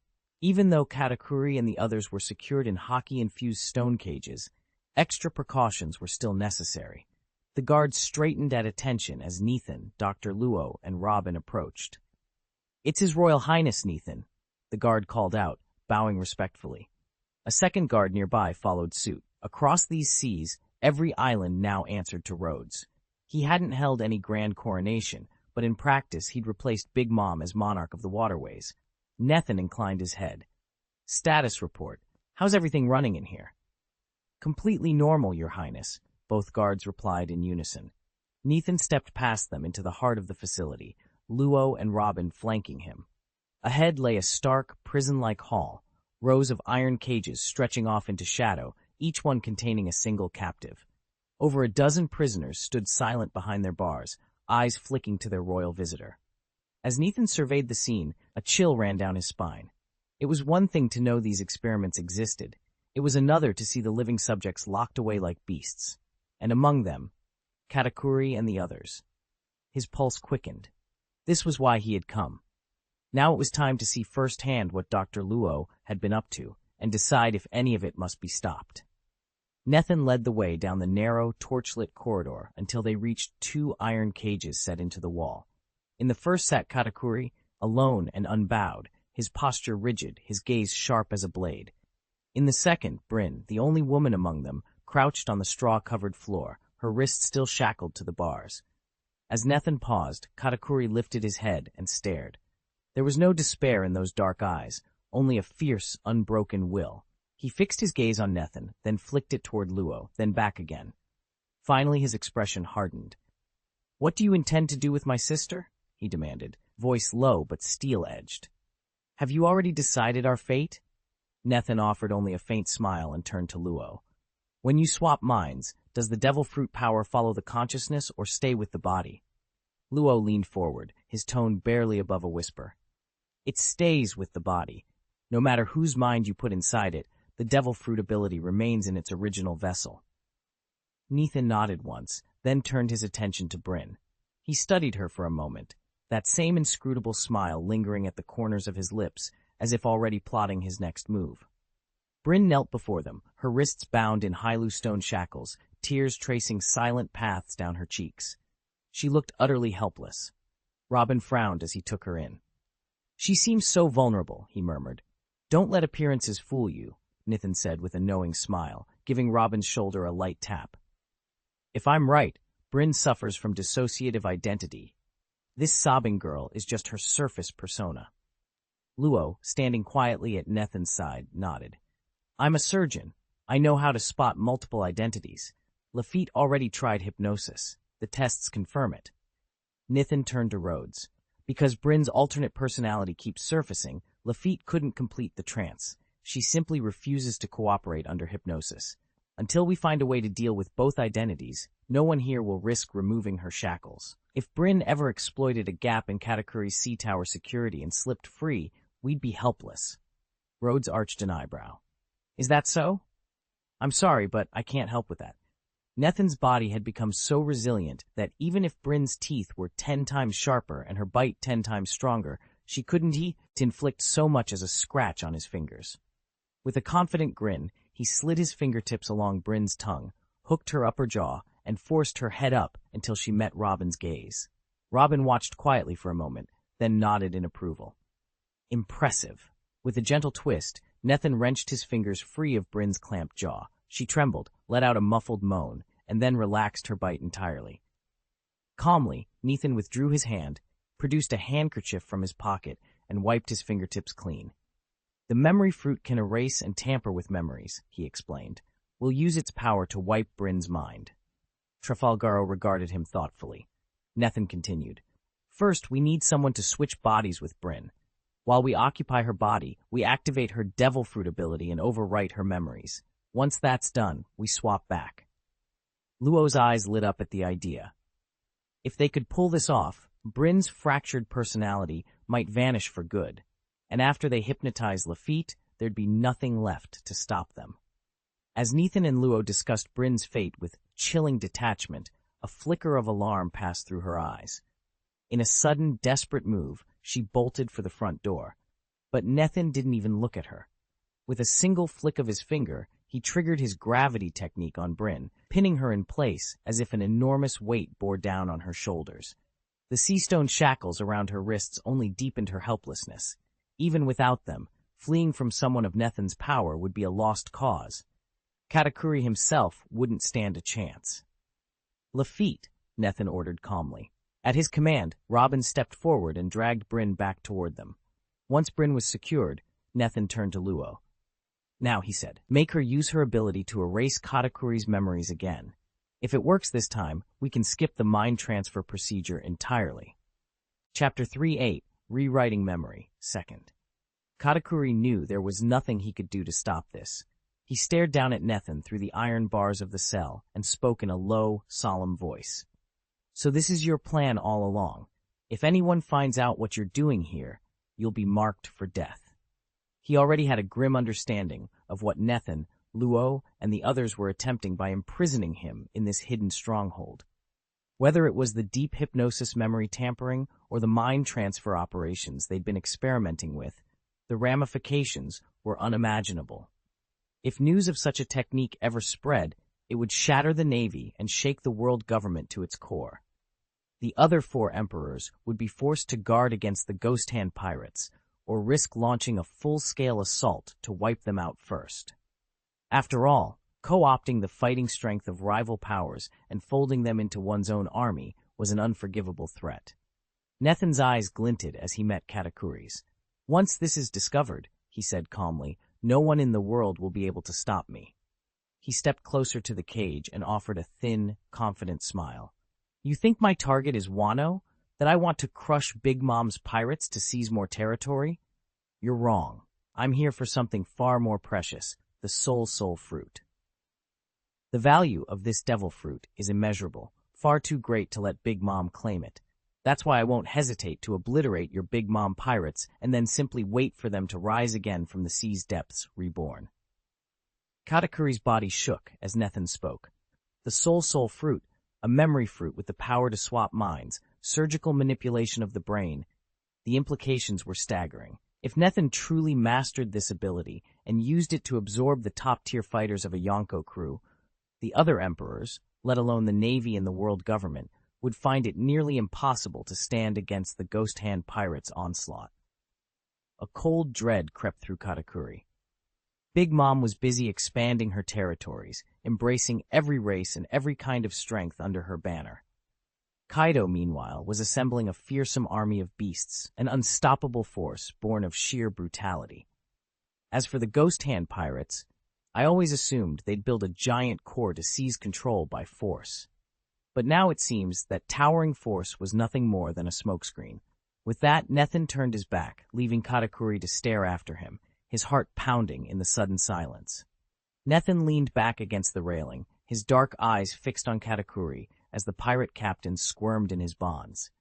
With no hope of escape, Katakuri wouldn't dare interrupt, and maybe that fear would help crack his stony composure. Nethin allowed himself a confident smile. I'll tell you everything, he said, voice low and deliberate. My plans for the next phase of our campaign, every last detail. You'll know exactly how I intend to bring your empire to its knees. He paused, watching Katakuri's eyes flicker with concern. Perhaps that knowledge will sow a seed of doubt. Nearby, Robin slipped a small bug onto Katakuri's phone. Quiet as a whisper, she tapped Lafitte's number and slipped the device back into his pocket. Across the deck, Nethin and Luo were already ushering Bryn toward a private chamber. Trailing behind them was a slight island girl with delicate wings, Nika. Nethin's own assistant, she'd been chosen for today's operation. Bryn wasn't especially powerful. Swapping his consciousness with Nika's should be straightforward. For Luo, it was like running a butcher's cleaver through soft meat. When they reached the chamber, Luo spread his arms wide. With a flick of his wrist, a translucent dome shimmered into place, sealing them inside. "Everyone ready?" Luo asked, voice calm. Nika stood tall, wings fluttering with a hint of nervous excitement. "All set," she replied, her tone steady. Luo's fingers began a slow, precise dance in the air. Two heart-shaped orbs of pale light materialized above Bryn and Nika, pulsing in perfect sync. Then, as though drawn by an invisible force, the orbs crossed paths and slipped into each other's bodies in a single, fluid motion. The room thrummed with raw energy, like the heart transformation technique whispered about in legend, but far simpler and strictly two-way. Almost at once, Bryn and Nika slumped to the floor, unconscious. Their breaths were even, their features relaxed. Luo lowered his hands, the dome fading out as he stepped forward to examine them. After a moment, Nithin crossed his arms, watching. "Perfect," he murmured. "Now we just wait until they wake up in their new bodies. Then we'll see what secrets Bryn really holds in his mind." He turned and strode from the chamber, the echo of his boots on the floor marking the beginning of the next stage in his plan. Chapter 7. The Awakening. Nika's eyes fluttered open to a blur of white light. She lay still for a moment, gathering her scattered thoughts. When she finally pushed herself up on one elbow, her gaze fell on two figures standing over her, Captain Luo and Lord Nethin. A spike of panic shot through her. She glanced down at her body. It felt solid, familiar. Relief washed over her in a shaky exhale. Lord Nethin gave a single, calm nod. With a subtle gesture, he skewed the gravity around her bed, holding Nika firmly in place. She tensed instinctively against the invisible force. At that same moment, Bryn stirred. Her eyelids lifted slowly as she too became aware of her surroundings. Recognition broke across her face as memory returned. "Captain Luo, Lord Nethin," Bryn croaked, her voice rough with disuse. "Did it work? Have I accessed the memory fruit?" Captain Luo stepped forward, her expression bright with anticipation. "Check for yourself, Bryn." Nethin produced a small key and inserted it into the iron Hylu-stone cuffs around Bryn's wrists. With a soft click, the shackles dropped away. Bryn stretched out her fingers and flexed her wrists, testing her newfound freedom. "The memory fruit," she murmured, half to herself. "It's nothing like a standard devil fruit. You don't have to ignite it, and even rigorous training won't coax it into evolving. Yet I can feel it, like a whisper at the edge of my mind, reshaping my memories." She looked down at her arms, now Bryn's arms in Nika's body, and then met Nethin's steady gaze. "And I'm stable? No lingering side effects?" Nethin allowed himself a slight smile. "You're completely fine. Go on, move around." Bryn rose to her feet, testing each step. Her balance was perfect, her body responsive. A sense of wonder lit her eyes. Nika, still held in place by Nethin's gravity field, watched in awe. The unique properties of the memory fruit, a fruit that needed no activation or evolution to work, had been harnessed successfully. In that moment, all doubt fled. They had not only uncovered a rare power, but mastered it. And now, with the memory fruit at their command, their true journey was just beginning. Luo gave Nika a discreet nod, motioning her to slip in beside Bryn. Nika moved without hesitation. Standing so close to Bryn, whose body she was now sharing, she felt a peculiar tug at her senses as she looked at herself. But she'd been Luo's aide long enough to suppress any surprise. Adopting a professional air, she focused her will and probed Bryn's mind. Immediately, memories began to swirl into view, solidifying into a thin, film-like ribbon in midair. Nika grasped it and held it between her fingers. Nethin watched intently. "Can you modify these memories?" he asked. Nika paused. This was her first time using the memory fruit in earnest, and her skill was still rough. "It seems possible," she admitted, "but it's delicate work." Nethin leaned forward. "Then what about creating entirely new memories?" After a moment's thought, Nika nodded and experimented. She closed her eyes, pictured a vivid scene, and the film in her hand shimmered, reshaping itself. She opened her eyes. "Yes, I can replace the old memories with anything I can imagine." "Excellent," Nethin said. "First, erase all of Bryn's IS. Then forge a new one. That I was born from a colossal flower, that its bloom brought me to life and endowed me with my powers. Let's see how she responds. Nika gave a curt nod, her fingers trembling as she brought the memory fruit into play. One by one, she drew out Bryn's recollections, dozens of them, until streams of sweat rolled down her temples. Though the memory fruit was low-grade and taxing, she pushed herself onward. Finally, with a final, shuddering breath, she halted the extraction and wove a single new memory into Bryn's mind. Rhodes created a human, as Nethan had instructed. Nika sagged, utterly spent, breathing raggedly. Watching her collapse, Nethan met Luo's eyes and gave a brief nod. Luo stepped forward, activating the Operation Fruit's power. In an instant, Nika and Bryn slumped limply to the floor, unconscious once more. Nethan and Luo fell silent, waiting. This was Rhodes's technique. First, the soul swap through the Operation Fruit, then the memory rewrite via the memory fruit. Whether it would hold was anyone's guess. If it failed, Nika, now trapped in Bryn's body, would have no choice but to remain there forever. Nethan fought down his anxiety and waited, every muscle taut, willing the experiment to succeed. Chapter 309, Unable to Extract, Part 3. Nethan opened his eyes to a boundless sea of white. He had no sense of where he was, or who he was. For what seemed both an instant and an eternity, he drifted in a soft, pearlescent light, thoughts dissolving in its glow. Then the radiant halo around him surged and began to recede. Nethan, curled on the unfamiliar surface, slowly pushed himself upright. Blinking against the lingering brilliance, he realized he was seated at the heart of a colossal flower, its petals forming a cloud-like platform beneath him. Before he could make sense of it, a calm, otherworldly voice echoed in his mind. From this moment on, your name is Breen. The name resonated deep within him, strange and yet somehow inseparable from his very being. My name, Breen, he whispered, tasting the word as if discovering himself anew. A misty silhouette materialized before him, floating among the folds of white. The figure's presence was magnetic, its features etched clearly in Nethan's memory the instant he saw it. All other thoughts slipped away. Then the vision shattered. Nethan jolted awake under a harsh, fluorescent ceiling. He lay strapped to a narrow metal table, the sharp hum of machines and the clean sting of antiseptic flooding his senses. Subject 309 is conscious, announced a clinical voice. He raised his head, disoriented, and saw technicians in white coats watching banks of flickering monitors. Dr. Halverson checked a gauge on the console beside him. Neural imprint remains unstable. Extraction protocols have failed. Prepare to initiate Phase 2. Nethan's pulse spiked. He thrashed against his restraints, desperate to recall something, anything of the White Realm, the name Breen, or the mysterious figure. What is this place? He managed to gasp. The doctor exchanged a curt nod with an assistant. Let's find out how deep his mind really goes. As the restraints tightened and the machines whirred to life, the name Breen echoed in Nethan's thoughts, a fragile thread leading back to a world he had yet to understand. Lafayette stood over Bryn's inert form, his eyes narrowing as he studied her pale face. So you intercepted all her memories and let her keep only these fragments? He asked Luo, voice tight with concern. Luo dipped his head. Yes. Rubbing his temples, Lafayette let out a low groan. This is a disaster in the making. At this rate, we'll turn her into a vegetable.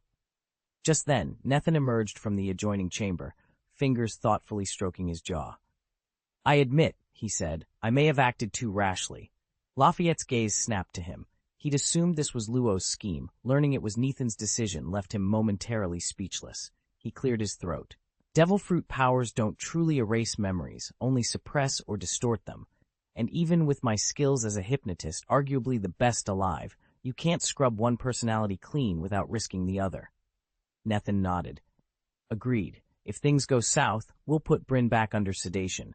The memory fruit's power isn't infallible, and we can force a temporary failure in its grip.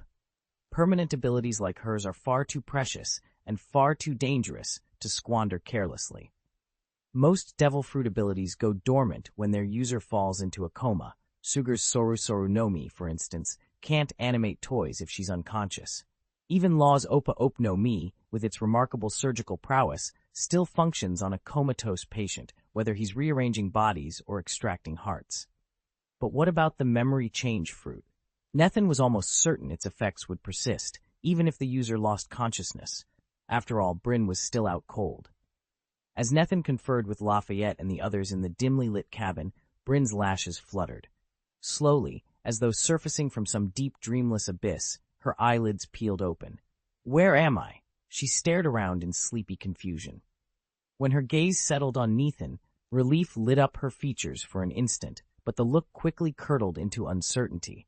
She frowned, head tilting slightly, as if struggling to place a half-forgotten memory. Something felt off, unreal, but she couldn't grasp why. Everyone froze at the sight of her awakening. Nethan's heart leapt. He stepped forward. "Bryn, you're awake. How do you feel?" Lafayette, standing at Bryn's side, studied her expression keenly. He circled once, then squared his shoulders. "Her mind's been rewritten so thoroughly that she can't anchor her memories to reality," he explained quietly. "The overwrite was too complete. She remembers things that never happened, while the real past slips away. That mismatch is what's leaving her dazed." Bryn blinked again, confusion swirling in her eyes. Nethan reached out, gently taking her hand. "We'll help you sort it out," he promised. "One step at a time." Nethan let out a long breath. "If that's the case, we're in good shape." He met Lafitte's gaze. Lafitte's lips curved into a confident smile as he began twirling his mahogany cane. "More than good, really. This will be the cleanest purge we've ever managed. Her dual personality will be gone for good." He waved the cane in a slow, deliberate pattern before Bryn. Almost at once, her eyes went glassy, and she sank into a deep, trance-like state. 3 days later, the procedure was complete. Under Lafitte's repeated hypnosis sessions and the memory fruit's erasing power, the new Bryn emerged fully reset. Every fragment of her old self, her hidden memories, her split personality, had been wiped away more thoroughly than ever before. When she opened her eyes, they were clear and focused. She looked at Nethan, a gentle, obedient smile on her lips. From now on, whatever he asked she would carry out without hesitation. At the same time, Luo used the surgical fruit to remove the third eye that had always marked her brow. In moments, Bryn's features returned to normal human symmetry, no need to hide behind a curtain of hair anymore. After 2 days of rigorous testing, Nethan gave the final nod of approval. "Welcome to the team," he said, echoing the same honor he'd once extended to Sugar. Bryn inclined her head in acknowledgement, a perfect reflection of her newfound loyalty and efficiency. Nethan stepped into the dimly lit laboratory at the secret base and paused by the open cage. Inside, Katakuri lay sprawled on the cold, tiled floor, his wrists bound in sea prism stone shackles. He was unconscious, coma-like, and his breathing was shallow. Bryn hovered nearby, her brow creased in frustration. She had attempted memory extraction again and again, even after Nethan himself had knocked Katakuri senseless, but each effort had failed. With both the memory fruit's power and Lafitte's most advanced hypnotic conditioning bearing down on Katakuri, there seemed to be no way to breach his mind. Nethan studied Katakuri's still form. The pirate's reputation was well earned. His hockey-based mental defenses were not just formidable but near legendary, capable of glimpsing an opponent's moves before they were made. How could they possibly break through? What if we weaken his life force instead? Nethan turned to Luo, the ship's medical officer and resident scientist. Push him right to the brink, just enough that his mental barriers start to crumble. Luo shook his head. If you reduce his vitality that far, his mind might simply shut down, or worse, his body could collapse entirely. Nethan frowned. Are you saying he'll die? Luo's expression was grave. There's a real risk. At that level of depletion, the organs give out. Nethan closed his eyes, weighing the options. Katakuri's secrets were a prize beyond measure, and every second that passed without access to them allowed enemy forces to close in. But sacrificing a life, even in war, such a decision was never taken lightly. He drew a steadying breath. Prepare the sedative infusion, he said at last. We'll walk the razor's edge, but we'll do everything we can to keep him alive. Luo nodded and began gathering the necessary vials. Bryn lingered by the cage, torn between her eagerness to unlock Katakuri's memories and her dread of what Nethan was about to attempt. All around them, the laboratory lights hummed, and the dark corridor beyond seemed to hold its breath. The next few moments would decide everything. Katakuri lay immobilized as if in a coma, his life force suppressed to the brink. Luo's binding technique had robbed him of every ounce of resistance. Yet they still needed his memories. memories hidden behind the walls of his mind. Forcing the memory fruit's power directly on him, however, risked shattering his soul completely. If that happened, Katakuri's body would die, and with it any chance of mind transfer, since that process requires two living subjects. Nethan frowned. What about using Moonlight Moria's Shadow Fruit? It can even work on the dead. Luo shook his head. Those reanimated corpses are pathetic in combat. They're held back by salt and other weaknesses, their devil fruit abilities all but neutralized.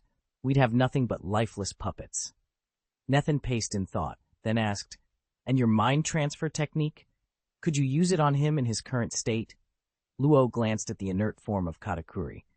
I could activate my power, but no one here can withstand Katakuri's full strength. He's not just any pirate. He's the supreme commander of the Big Mom Pirates' 4 sweet commanders. Even comatose, that legacy makes him dangerous. Nethan stopped, absorbing the weight of Luo's words. Freeing Katakuri's memories wouldn't be easy, and the cost of failure could be Katakuri's very life. But without those memories, they'd never learn the secrets he guarded so fiercely. The next move would have to be precise, or it would be their last. To fully unleash Katakuri's power, the soul we transfer into his body must possess an almost equal level of resilience. Even if we're willing to limit output to 70 or 80%, the soul's raw fortitude still has to trail only behind Jiang Xing's. Right now, only the likes of Lafitte or Luo could meet that bar, and there's no way they'd volunteer to take over Katakuri's body. Nethan paused, frowned, then shook his head. Let's put the mind swap on hold, he said. We'll sort out the right soul candidate once we've got the soul fruit. Chapter 310, Science Force Base. First update. Nethan stepped out of the laboratory and immediately spotted Robin slumped against the far wall, her eyes downcast, a trace of solitude in her posture. He lingered for a moment, then approached silently. Finally, he broke the hush. Bryn's memory fruit can erase or alter memories, he said softly. If you wanted to, you could make yourself forget all the pain you've been through. Robin lifted her head. For an instant, her eyes flickered with something like hope, bright and crystalline, before it slipped away. She gave him a small, bittersweet smile. Some things are better remembered. Nethan returned her smile, gentle but firm. Forgetting is just another kind of escape. It means your heart isn't strong enough to face the truth. Someone with real resolve never chooses erasure. They don't let their past crush them. They stand unbroken.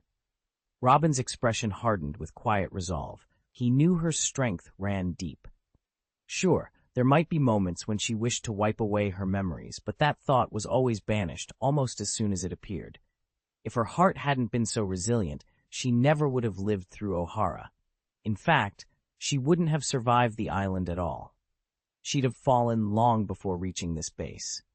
They stood there a moment longer in the hush of the corridor, two allies bound by the scars they refused to forget. Rhodes didn't want Robin to settle for a losing hand. Just as Nethan and Robin stepped out of the laboratory, ready to leave the base, Robin's bugged communicator suddenly buzzed in his pocket. A soft crackle, then Kaku's solemn voice came through. Captain Robin, we've located the World Government's secret Science Force facility. Under the World Government's umbrella sit more than just the Navy and CP0. There's also the Science Force, an organization Rhodes watched with particular wariness. Its chief scientist, Vegapunk, pioneered the weaponization of devil fruit powers, transforming them into blades and other armaments. For Nethan, mastering that technology was essential. Once he obtained the Soul fruit, he planned to channel its power into Muramura, one of the 12 supreme-grade swords, to forge a true soul cutter. But getting to Vegapunk's hidden lab would be a far greater challenge than they'd ever faced. Nethan sat back, absorbing the implications. In his experience, every devil fruit weapon he'd come across had been a zone, animal type. Soul and superhuman fruits were a completely different matter, and no one yet knew if they could be weaponized. Whatever the case, he needed that knowledge, and fast, which meant locating the World Government's clandestine science unit base. How did you pinpoint it? He asked, leaning forward. He'd been listening to Kaku's report over the bugged transmitter. At his side, Rhodes stood close to Robin, studying Nethan's expression. Kaku's voice was low and steady. It was Owl, Kaku said. The Navy apprehended him and carted him off to their secret research compound. He managed to send us a coded message through the bug. Captured, Nethan frowned. When did this happen? 3 days ago, Kaku replied. At first, we thought Owl had simply slipped up during a routine patrol and that we'd have time to spring him later. But once we dug deeper, we discovered he's being held by the science unit itself, under direct world government oversight. I had to report it to you immediately. Nethan's jaw tightened. Is he still alive? Kaku paused, then answered, As far as we know, yes, but their security is tighter than anything we've faced before. Nethan closed his eyes for a moment, weighing their options. If Owl was alive and held deep within that fortress of government science, rescuing him and obtaining the devil fruit weapon research would require everything they had. He opened his eyes, resolve burning. Very well, he said. Prepare the crew. We move against the science unit base at first light.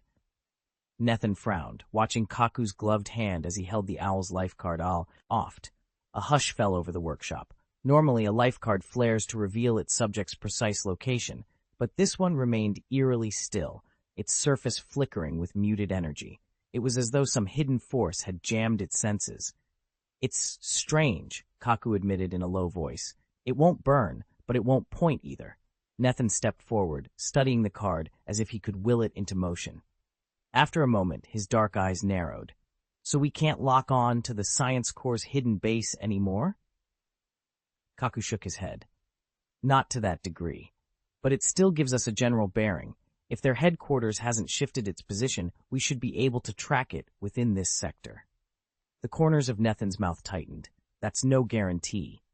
He recalled the legends about the island of Zu, how it rode on the back of an immense, roaming elephant, forever drifting from sight. If the Science Corps had employed a similar trick, well, they might be anywhere. And yet, hesitation wasn't an option. All right, he said, rubbing his temples. Give me that bearing. Every detail you have, Robin. He turned to his aide. Hand me the combug and get Lafitte, Luo, and Fisherman on the line. We move out the moment I have coordinates. Robin nodded and hurried to obey, while Kaku began to speak, his voice steadying as he outlined the region they needed to sweep. Nethan listened, already calculating their next steps. No matter where the Science Corps tried to hide, he'd find them. Robin acknowledged at once and dispatched messengers to Lafitte and the others. With the Ghost Hand pirates now a major power sailing every ocean, their every move drew scrutiny. Mobilizing the entire fleet so openly would surely alert both the Navy and the world government, an outcome they could ill afford. Each specialist had a role to play. Lafitte's hypnotic prowess would be invaluable for interrogations. Trafalgar Law's devil fruit power, room, could surgically reshape any situation. Jinbe's fishman agility and speed meant he could respond instantly to unexpected threats. In contrast, the secretive scientific unit, mysterious as they were, couldn't match the world's top fighters. They might hold their own against the current Rhodes contingent, but if Rhodes ever uncovered their base, it would be obliterated. And if Rhodes's true aim wasn't mere destruction, but stealing devil fruit weaponization techniques or any other hidden treasures, he'd gladly strike alone. Rhodes had already pried vital details about the project from Kaku. Prompt action was essential. Nethan tapped a pen against the edge of a makeshift chart, where he'd roughly sketched the courses of several log poses and the corresponding sea area determined by their timings. Because the posers were being jammed, he couldn't pinpoint the Science Corps' secret base exactly, only isolate it to this broad stretch of ocean. Yet there were no islands marked anywhere in that region. No wonder the charts came up blank. His eyes flickered as he considered it. This hidden facility wasn't on any ordinary island, at least not one an eternal pose could lock onto. It might not even qualify as an island in the traditional sense. That made perfect sense to Nethan. Within the Science Corps, envy was rampant. Their artificial devil fruit research was a prize so coveted that, the moment it showed up on an established island, rival powers, or worse, Kaido's forces, would have struck it down before it could slip beneath the radar. So the base had to lie somewhere with either no magnetic field or a field so erratic that an eternal pose couldn't stabilize on it. Or perhaps it wasn't an island at all. It was nothing more than an enormous moving ship, like the dreaded Moonlight Moria bark. its hull so vast it could easily be mistaken for a small island. Chapter 311, The Windless Belt, Part 2. A world government research detachment was on the move, drums booming, horns blaring. They'd already captured one of our crew, and we couldn't ignore the provocation. Still, did we have to shoulder this fight alone?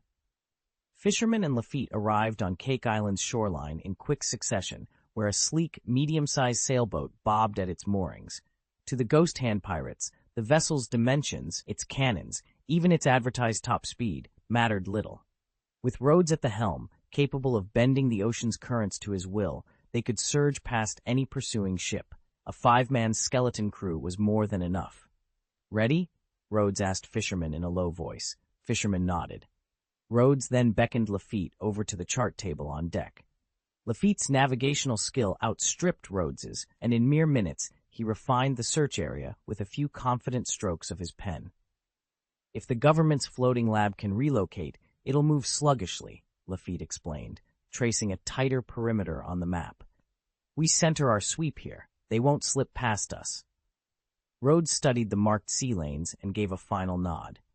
The ghost hand pirates were about to hunt through the windless belt. No breeze, no mercy. Rhodes leaned over the navigational chart, frowning as he traced the narrow corridor Lafitte had outlined on the map. Part of it lay within the windless zone, an expanse notorious for its stagnant airs, and the rest stretched into the latter half of the Grand Line, skirting the edge of the New World. "What if we confine our route entirely to the windless zone?" Nethan spoke up abruptly, drawing both men's attention. Lafitte's hand hovered above the chart as he prepared to dismiss the idea. The windless zone was infested with sea kings, monstrous creatures so vast that some rivaled the zoo elephant lord in size. Even a marine of Shichibukai rank would stand little chance if caught off guard. The danger, he knew, was immense. Yet at Nethan's suggestion, Lafitte's expression shifted from skepticism to thoughtful consideration. "It isn't entirely without merit," he admitted. "Our greatest threat there, those colossal sea kings, could perhaps be mitigated. Sure, the Science Corps developed the sea towers specifically to mask our presence from marine observation, and those same towers might disrupt Sea King's sensory organs." Rhodes looked up, eyes bright with cautious optimism. "If their detection is truly blinded, the area we need to survey becomes even smaller. Our window for operation could be narrower and paradoxically safer." Lafitte nodded slowly, already calculating the risks and rewards. "Then we'll plot every league of this zone with precision," he said. "If the sea towers work as intended, we may just slip through undetected." Together, they bent once more over the chart, hearts set on charting a course through the world's most perilous stretch of ocean. Rhodes gave a decisive nod, glanced at the small crew around him, and said, "It's not too late. Let's head out now and locate the science troop's secret base." On deck, there were only 5 of them: Rhodes himself, Robin, Trafalgaro, Lafitte, and Fisherman. A handful of obedient deckhands tended the rigging, but apart from those few, this mission was just the core 5. In the week since Nethan had gone off on his own, they'd set up a makeshift governance across the seas, so even without him, the world's waters were under enough control to keep trouble at bay. And if things got rough, they still had the support of Fujitora, the rain-collar Shiryu, Helding, and the others. With the demon sword Murasame poised to evolve into a true Zanpakuto, Rhodes was certain of victory. Silently, the small squad slipped away from Cake Island and the Wano Sea region, steering east toward the fringes of the Grand Line, just shy of the Calm Belt. Traveling light this time, they'd swapped their usual ship for a medium-sized sailing vessel. Lafitte, always loyal, accompanied them, but in truth, it was Rhodes and Robin who mattered most. Because they normally resided high above on Sky Island Bika, their departure raised no alarms. Not even the world government's watchful eyes detected their passage.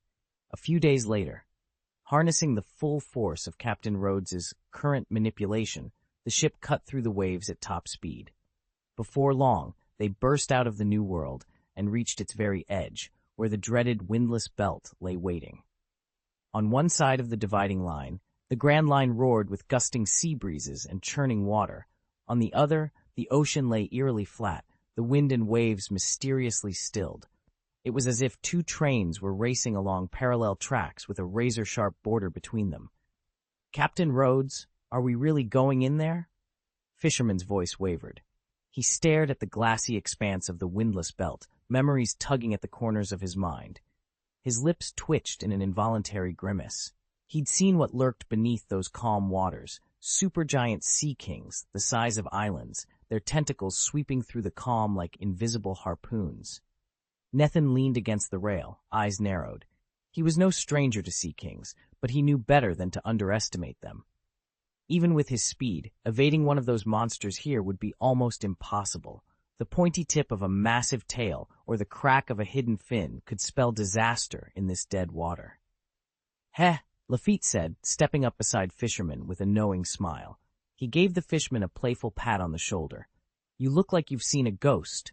Don't worry, if anything shows up, we've got Nethin here to handle it. Fisherman shot Nethin a dubious look, but even his bravado slipped. I'm not scared, usually. It's just out here, there's nowhere to run. Nethin straightened and offered a confident grin. I've faced worse odds. Besides, we'll get through this.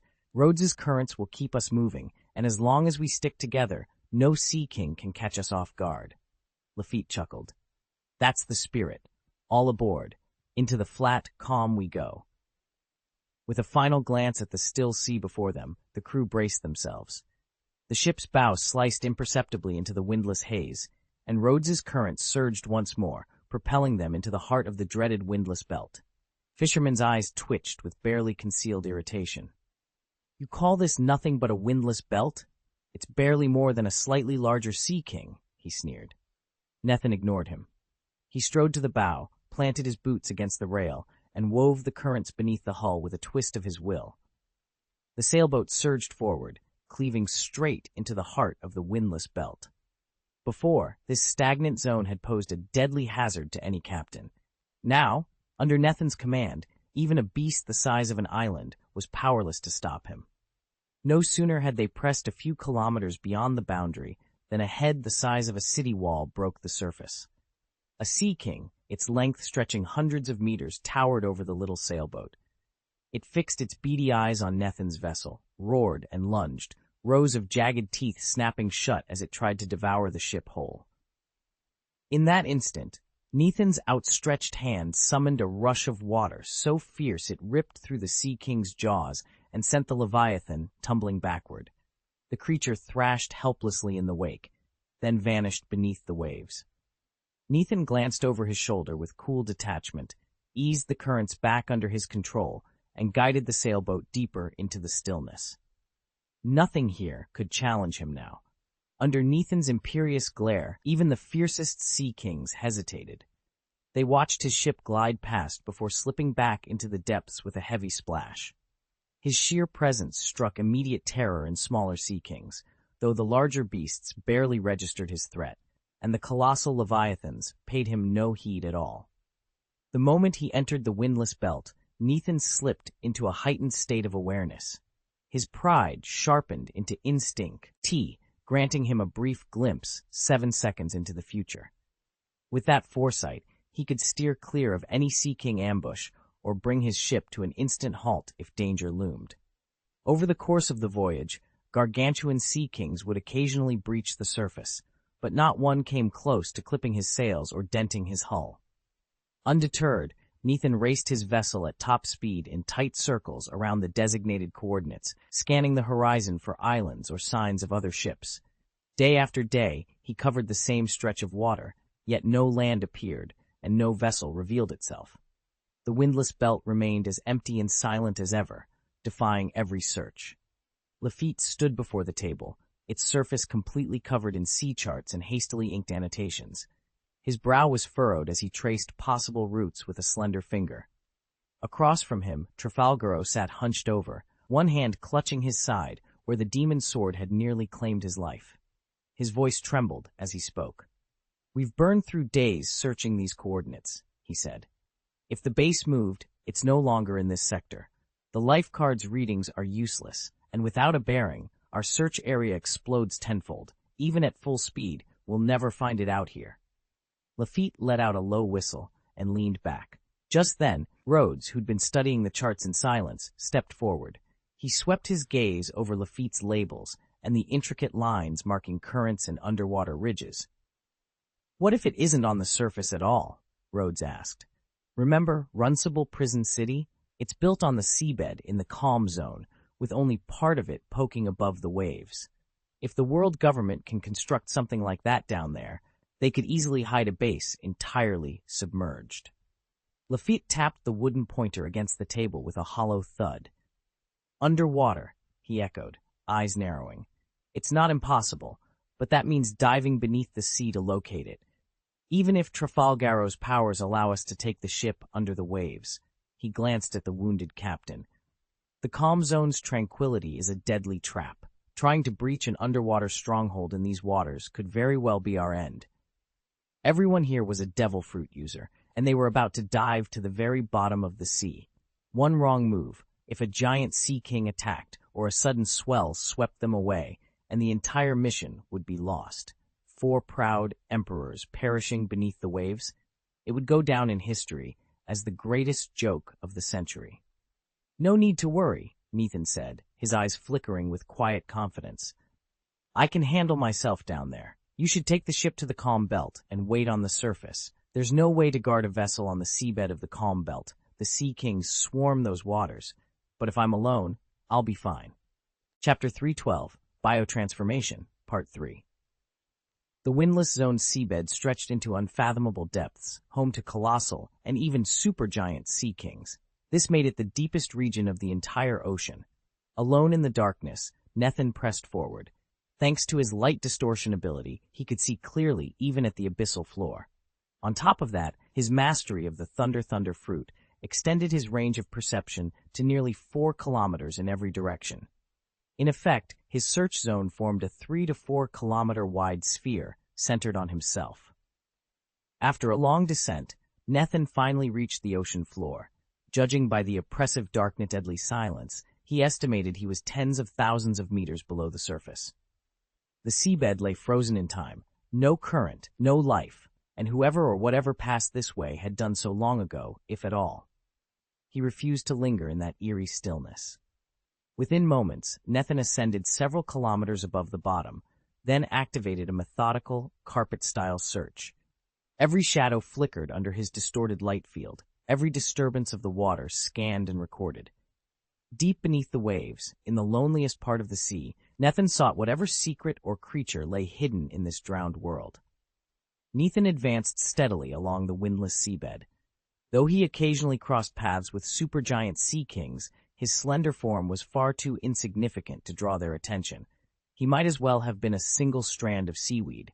1 hour passed, 2 hours, 3. Still, he found nothing but those colossal creatures, endlessly circling the depths. Just as he began to wonder whether Lafitte's coordinates were off, a subtle disturbance rippled through the silt before him. Nathan froze, heart pounding. Then it appeared, a sea king easily 1,000 meters long, gliding into view. In a heartbeat, its massive body split apart, torn into ragged chunks, and something powerful began dragging the pieces off into the darkness. Nathan's eyes snapped open. Whatever was doing this was mechanical. Vast, jagged blades gouging through living flesh. It looked crude, primitive, yet terrifyingly effective, like a prototype of the so-called pacifist machines of old. A first-generation harvester, perhaps. Realization struck him. If Lafitte's rumors were true, this device could be the key to unlocking the secrets of the lost pacifist technology. Without hesitation, Nathan hurried after the wreckage, determined to discover who or what stood behind this monstrous contraption. Nathan had never seen anything cut like that before, not with a laser beam, but with a bizarre, ultra-tensile thread that sliced through the sea kings as effortlessly as a hot knife through butter. It reminded him of Doflamingo's string powers. The moment the thread wrapped around the creature's fin, the sea king was cleaved into pieces. Intrigued and horrified, Nathan slipped into the shadow of that strange automaton. It crept along the ocean floor, its claws clamped around a gruesome load of severed flesh. After what felt like hours in pitch darkness, he realized he was at the foot of a vast underwater mountain ridge. Its true scale was lost in the blackness, but the pressure told him he must be nearly 10,000 meters below the surface. He followed the machine through a cavernous tunnel carved from living rock. The winding passage finally opened onto a massive steel door. Embossed at its center was the world government's crest. In the corner, the words Science Force Base Number 0 stood out in cold metal letters. Nethan pressed himself against the damp stone wall and watched, breath held, as the mechanical harvester rolled its grisly cargo inside. The door ground shut behind it. Base 0 revealed itself in one chilling moment. Whatever was going on beyond that gate was bigger and far more terrifying than anything he'd ever imagined. There could be more than one research outpost for the world government's science force, but this one was undoubtedly the most secretive, buried deep beneath at the seabed in the windless belt. Nethan hovered just outside the entrance, activating his spatial distortion field and sound-dampening cloak. The moment the heavy hatch sealed shut behind the last technician, he slipped inside. On the outside, the base looked like a dark, silent mountain, ancient and abandoned, with no hint of life. Once through the airlock, however, it felt like stepping into the future. Brilliant white lights were recessed into the ceiling, illuminating wide corridors of a metal so tough it rivaled the seabed stone itself. Every surface gleamed, every corridor hummed with hidden power. In the heart of the facility, two Science Force operatives in crisp white uniforms stood before a massive processing unit. The latest specimen batch, Batch 9, had just arrived. The flesh samples looked better than ever, deep red, perfectly preserved. The taller of the two men nodded in approval as the machine's mechanical arms gently lifted the cubes of tissue onto a conveyor. "Look at this," the first operative said, his voice echoing slightly in the bright hall. Batch 9 outdid themselves this round. His partner reached out, gently probing one of the samples with a gloved fingertip. Then he froze. A chill ran down his spine. He glanced around, tense.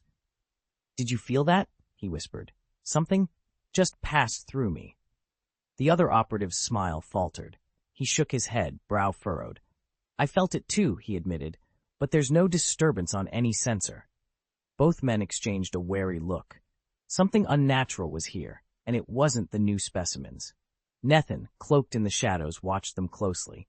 His mission had just become a lot more complicated.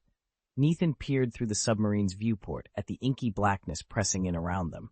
His companion, Rion, gave him a wry grin. "Can't sleep these past 2 days, eh? Don't forget where we are. This is the windless zone on the seafloor. No currents, no wind. Feels like you're dreaming."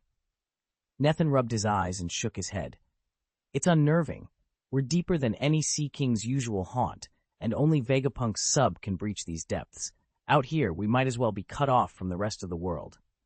Rion nodded and tapped the hatch controls. "Welcome to the heart of Vegapunk's secret base."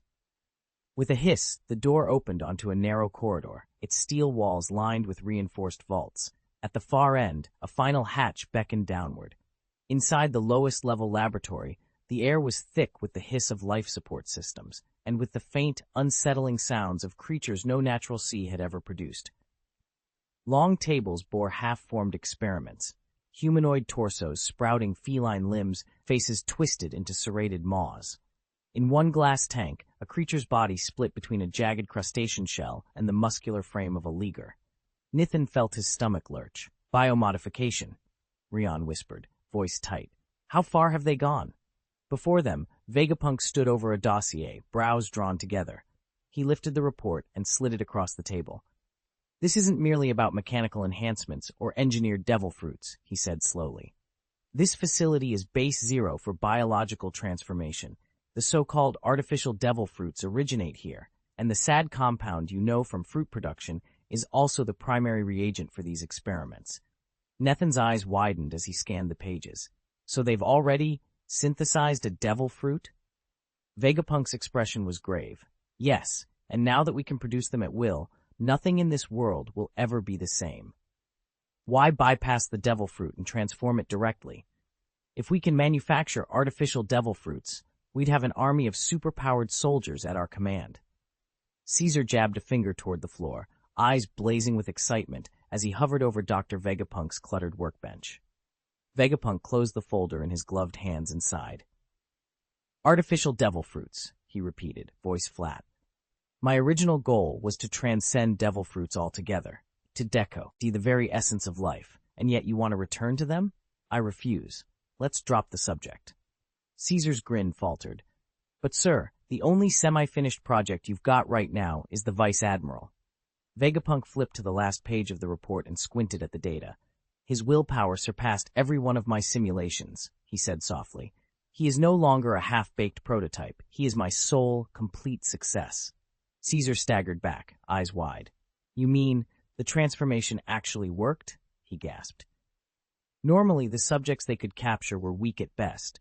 Strong specimens like this were almost unheard of. Lieutenant General Nathan of Navy Headquarters has just become the first person ever to survive the full Vegapunk transformation. Until now, every volunteer who entered the process cracked under its savage strain. Overwhelming psychic rejection would rob them of their very will to live. The Vegapunk protocol unfolds in 3 increasingly brutal stages of enhancement, and no one had ever made it past the second. Nathan not only endured the first 2 rounds, he has now emerged victorious from the third and final phase, his ironclad determination carrying him through what had once seemed an impossible ordeal. Chapter 313, 99,999, Part 4. Of course, Vegapunk replied, his tone as calm as ever. Technically, the latest experiment had succeeded, but he wasn't celebrating. To date, only 2 subjects had ever completed the third transformation. One of them was Vice Admiral Nathan. Without that third round, none of the augmented soldiers would reach their full combat potential. And at the current success rate, there was no hope of churning them out en masse. If these super soldiers couldn't be mass-produced, Vegapunk's research would be a dead end. Caesar cut in, eyes gleaming. You realize how unprecedented this is, right? A Navy headquarters lieutenant general volunteered for the procedure. In all my years, I've never seen anything like it. Becoming a lieutenant general already demands extraordinary physical fitness, and to endure 3 agonizing transformations, you need an almost supernatural willpower. Each stage carries an astronomically high failure rate. Frankly, it's a miracle anyone makes it through at all. Vegapunk nodded. Precisely.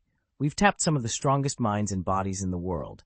Yet even with all our resources, the odds remain stacked against us. Until we crack that final hurdle, there's no way to deploy these soldiers on a large scale. Silence fell over the lab as both scientists contemplated the gulf between their achievements and their ambitions. Around them, countless test tubes and humming machines bore quiet witness to the promise and peril of their forbidden innovations. Even among lieutenant generals, whose physical fitness, iron will, and instinct for survival are already extraordinary, the odds of surviving even a single round of transformation are minuscule. 3 successful rounds? Less than a 1% chance, and that assumes you can meet the prerequisites in the first place. Dr. Vegapunk nodded slowly. All right, Caesar, we'll suspend the biomodification trials for now. If we ever produce a truly successful test subject, we'll have more than enough leverage to secure additional government resources. Caesar's lip curled in frustration. He was just about to argue when the lab's alarm system erupted in a shrill cacophony. The 2 scientists snapped to attention. Vegapunk dashed to the nearest monitoring console and tapped a rapid sequence of commands. The main view screen snapped to the secure holding block. In the window, the reinforced cell housing the subject codenamed Owl twisted and buckled as if gripped by colossal, invisible hands. With a final, resonating crack, the steel bars sheared apart, and Owl stepped through the wreckage into the corridor beyond. Caesar's eyes went wide. What in the world happened to that cage? It wasn't even scratched. Vegapunk cut him off with a sharp press of a button. Initiate lifeform analysis. Down in the cell block, surveillance cameras flickered as streaming data and biometric readouts flooded Vegapunk's screen. Somewhere beyond that shattered door, the escaped experiment was on the move, and there was no telling what damage it might inflict before it could be recaptured. The monitors in the lab whirred to life, instantly sweeping over the entire holding cell. On the main display, the vital signs of every prisoner flickered by, most hovering between 500 and 1,000 units. Even the barred owl in the corner registered a respectable 1,200, nothing that set off alarms. Dr. Caesar leaned forward, frowning at the readings. Then, without warning, the screen turned blood red and began to tremble. On a smaller side monitor, a new label appeared, Unknown Lifeform. Its life reading was 99,999. Caesar's eyes widened. That can't be right. There must be a malfunction. But across the lab, Dr. Vegapunk's face had gone stone cold. He snatched up the pager at his elbow and barked, "Release experimental subject 37 now!" Without waiting for confirmation, he spun on his heel and dashed out of the lab. No sooner had Vegapunk disappeared than the cell block monitor sputtered, a spiderweb of cracks racing across its surface. Then, with a flash from within, it imploded, plunging the room into chaos and cutting off all surveillance in an instant. Caesar stood frozen for a heartbeat, then let out a strangled scream and bolted from the laboratory, only to find that Vegapunk had completely vanished. "My Lord Nethan!" The mechanical owl, perched on a nearby console, snapped to attention, bowing low and offering a crisp salute. Nethan allowed himself a faint smile. He'd always suspected someone would try to track them down eventually. After all, this was one of Vegapunk's most secret research facilities, equipped to block every form of life detection, from standard scans to devil fruit sensors. Whether his team could ever find it had been anyone's guess. But here they were. Still, the rumors about what went on inside these walls made even Nethan's blood run cold. Injecting test subjects with alien serums, blending devil fruit properties into their DNA. The horror of becoming a permanent half-beast with no hope of returning to human form was a fate far worse than death. "Well done," Nethan said softly, giving the owl an approving nod. Even against the lab's most stringent defenses, its advanced intelligence network had sniffed out the intruder's energy signatures and guided them straight here. Thanks to that diligence, they now had the evidence to warn Kaku and the others. This hidden Vegapunk base was under the thumb of a dangerous, unchecked scientific faction, and the real battle was only just beginning. Owl inclined his head in thanks. Receiving praise from Rhodes was no small thing. If this mission went well, he might even earn a promotion. Nethan, seated against the cold metal wall, lifted his eyes to the ceiling with casual interest. "I wonder what tricks they think they're playing," he murmured, tone laced with amused contempt. "Who dares lock up my men?" Before anyone could answer, there was a deafening boom. In the same instant, Nethan's hidden breaching probe ignited. The steel-reinforced bars on the cell door crumpled like paper, and the section of ceiling above them exploded outward in a spray of concrete and wiring. Panic ripped through the facility. Alarms wailed as prisoners scrambled toward the newly formed gap. "Intruders!" someone shouted. "Is this some kind of joke? We're 10,000 meters beneath the sea in Base Zero. How could anyone get in here?" Within seconds, the Scientific Corps Guard detachment poured into the hallway. Their commanding officer, rifle at the ready, took in the shattered cell with a furious scowl. He barked a sharp order to steady his troops, even as the echoes of the blast still rattled the walls. "Hold your positions," the officer demanded. He paced forward to survey the damage. "Report, where did these so-called intruders come from at the bottom of the ocean?" Silence fell for a heartbeat. Then the rescue party began to emerge through the rubble, guns raised and eyes blazing with purpose. Nethan shook his head in exasperation. Who messed up so badly that they actually let the prisoners slip away? We've got the manpower to keep them locked down tight. No way they should escape. Before he could finish speaking, a hulking figure materialized in the doorway of the subaquatic cell block. Broad-shouldered and imposing, the newcomer was unmistakable. The former CP9 agent, now turned traitor, Owl, captain of the Ghost Hand Pirates No. 4 Intelligence Squad. Nethan's eyes darkened. He'd met Owl once before and knew exactly how deep the betrayal ran. "Do you know where you are?" he demanded. "This is the windless zone's seabed. There's no wind, no currents, no escape routes. Give yourself up." Owl's heavy lips curved into a slow, confident smile. He leaned against the reinforced doorframe and casually shook his head. "You've picked a fine place for an ambush," he said, voice low and mocking. "Too bad this whole facility won't last much longer." Nethan's jaw tightened. He was well aware of Owl's formidable strength. Tearing apart a fortress beneath the waves sounded like a fairy tale, unless... He stared down his old calmer, ad-turned-enemy, a frost of steel creeping into his expression. "We'll see about that." Nethan's heart pounded as the stranger stepped out from behind the mechanical owl. A cold bead of sweat rolled down his temple, and his eyes widened with equal parts dread and disbelief. He forced his voice to remain steady. "Tell me," he said, "where is Vegapunk?" His dominating presence should have been able to pinpoint every life form in the base, yet it offered no clue to Vegapunk's location. Still, the newcomer's aura was so strong and so unmistakably familiar that Nethan felt a jolt of recognition. Could this really be Vegapunk? Had he seen him before? Chapter 314, Monster, Part 5. Commander Rhodes froze in place, his face draining of color. "You? One of the 4 emperors?"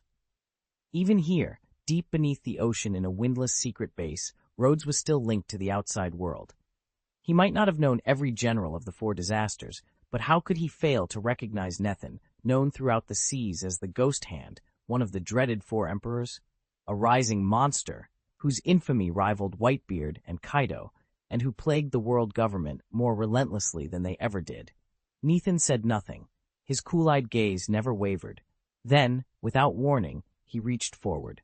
More than 10 meters separated them, yet the water between them seemed to ripple, fold in on itself. In the blink of an eye, Nethan's hand snapped across that distance, closing around Rhodes's throat. He yanked the commander off his feet and hauled him through the water, dragging him until Rhodes dangled directly before him.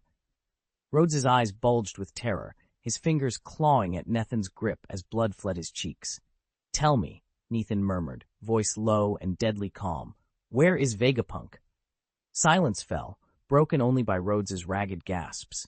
The answer would decide his fate. Nethan's grip around the squad leader's wrist was iron tight. The man's face went pale, muscles bunching as he thrashed, desperate to break free, but Nethan didn't even flinch. "Captain! Attack him!" someone cried. Not far off, the Science Force troopers exchanged terrified glances. A junior officer's hand trembled as he raised a Vegapunk-manufactured rifle and took aim at Nethan. In an instant, volleys of copper-jacketed rounds streaked through the air. These weren't ordinary bullets. They were engineered specifically to suppress any insurrection among modified creatures whose life data readings exceeded 5,000 even after only a single enhancement. No one doubted their stopping power. Yet as the projectiles neared, just 3 feet from Nethan, they simply froze. Mid-flight, each bullet twisted and warped, held aloft by an invisible force. The assembled soldiers stared, slack-jawed, as their ammunition contorted unnaturally, spinning into surreal, impossible shapes. Nethan's expression remained cold, unhurried. He inclined his head slightly toward the disbelieving Science Force, as though admitting he'd expected nothing less. Then, without warning, boom! A shockwave roared outward, slamming into the squad and scattering men off their feet. Dust and debris erupted around Nethan as he released the captain's arm. He stepped forward, every inch the predatory calm of a man who knows he's unbeatable. Nethan's distortion power slammed into the earth, and the base's walls, fashioned from some unknown alloy, crumbled as if they were nothing more than wet paper. In an instant, the ground before him split open, fissures spiraling out like a vortex. Dozens of Science Corps soldiers were swallowed whole, their cries cut short as the distortion strangled life from them in a heartbeat. By the stars, it really is the Phantom Hand. Captain Jean Taomaru, commanding officer of the Science Corps and personal bodyguard to Vegapunk, raced toward the epicenter of the destruction. Under Admiral Kizaru's direct orders, he'd faced Nethan once before, but never here, in Facility Zero, the most secure stronghold they had. How had Nethan breached its defenses so effortlessly? From the smoky haze, Jean's eyes locked onto Nethan, who stood surveying the carnage with a detached air. Though their previous encounter had been fleeting, Jean's tall, sinewy frame and the distinctive pattern on his armor were seared into Nethan's memory. With a swift motion, Nethan reached out, grabbed the nearest squad leader, and flung him against a crumbling wall. Bricks exploded outward, hot blood splashed across the floor. A cold smile curved Nethan's lips. "If memory serves," he murmured, stepping forward, "you're the one who ambushed me in the lower labs. Funny, seems the hunter has become the prey." Nethan stood a few eaters from John Taomaru, the man widely rumored to be Vegapunk's personal bodyguard. If anyone knew Vegapunk's location, it was him. With a calm, unhurried breath, Nethan fixed Taomaru with a steady stare. Then, in the blink of an eye, he closed the distance between them. Taomaru's eyes went wide. "Don't come any closer," he barked, thrusting out a desperate palm strike. But Nethan barely budged. He lifted his arm in a single fluid motion and backhanded Taomaru. Bam! Taomaru's arrogance shattered on contact. He flew backward like a projectile, slamming into a reinforced wall. Cracks spider-webbed across the concrete as he coughed up blood. Nethan strode forward and folded his arms. Where is Vegapunk? John Taomaru spat out more blood and gritted his teeth. He rose to one knee, wiped the stain from his mouth, and sneered. You'll get nothing from me. My lips are sealed. Then you're useless, Nethan said coolly. He drew back his fist for another strike. In that instant, the wall behind Taomaru erupted in a shower of debris. A massive, shadow-draped figure barreled through the rubble and hurled its own fist at Nethan. Boom! The two blows met in midair with seismic force. The roar of impact rattled Base Zero from floor to ceiling, like an earthquake tearing through the very heart of the stronghold.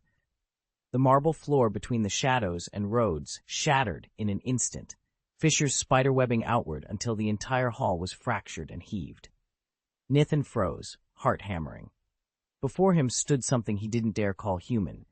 It had a head, 2 arms, a torso, but that was where any resemblance ended. Its skin was sheathed in silver glinting scales. Massive muscles bulged beneath as though straining to break free. 2 pale horns curved back from its brow like sinister trophies. Striped fur fringed its face, reminding him of a monstrous cross between a silverback gorilla and a tiger. Claws as long as daggers scraped the shattered marble. And yet, Nethan's mind recoiled in recognition. Ghost Hand Rhodes. The creature's bloodshot eyes flared crimson. Its jaws cracked open in a savage grin, revealing rows of jagged teeth. It exuded raw, unbridled hunger and a terrible welcome home. Nethan barely registers the incoming blow before the creature's fist slams into him with the force of a raging beast.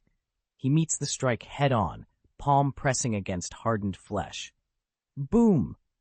The impact shudders through the entire base, cracking the concrete floor beneath them until it gives way. They plummet through another level, finally crashing onto the lowest floor. Dust and debris whirl around them, but Nethan simply withdraws his hand and straightens. His voice is calm, almost bored. Are you one of Vegapunk's creations?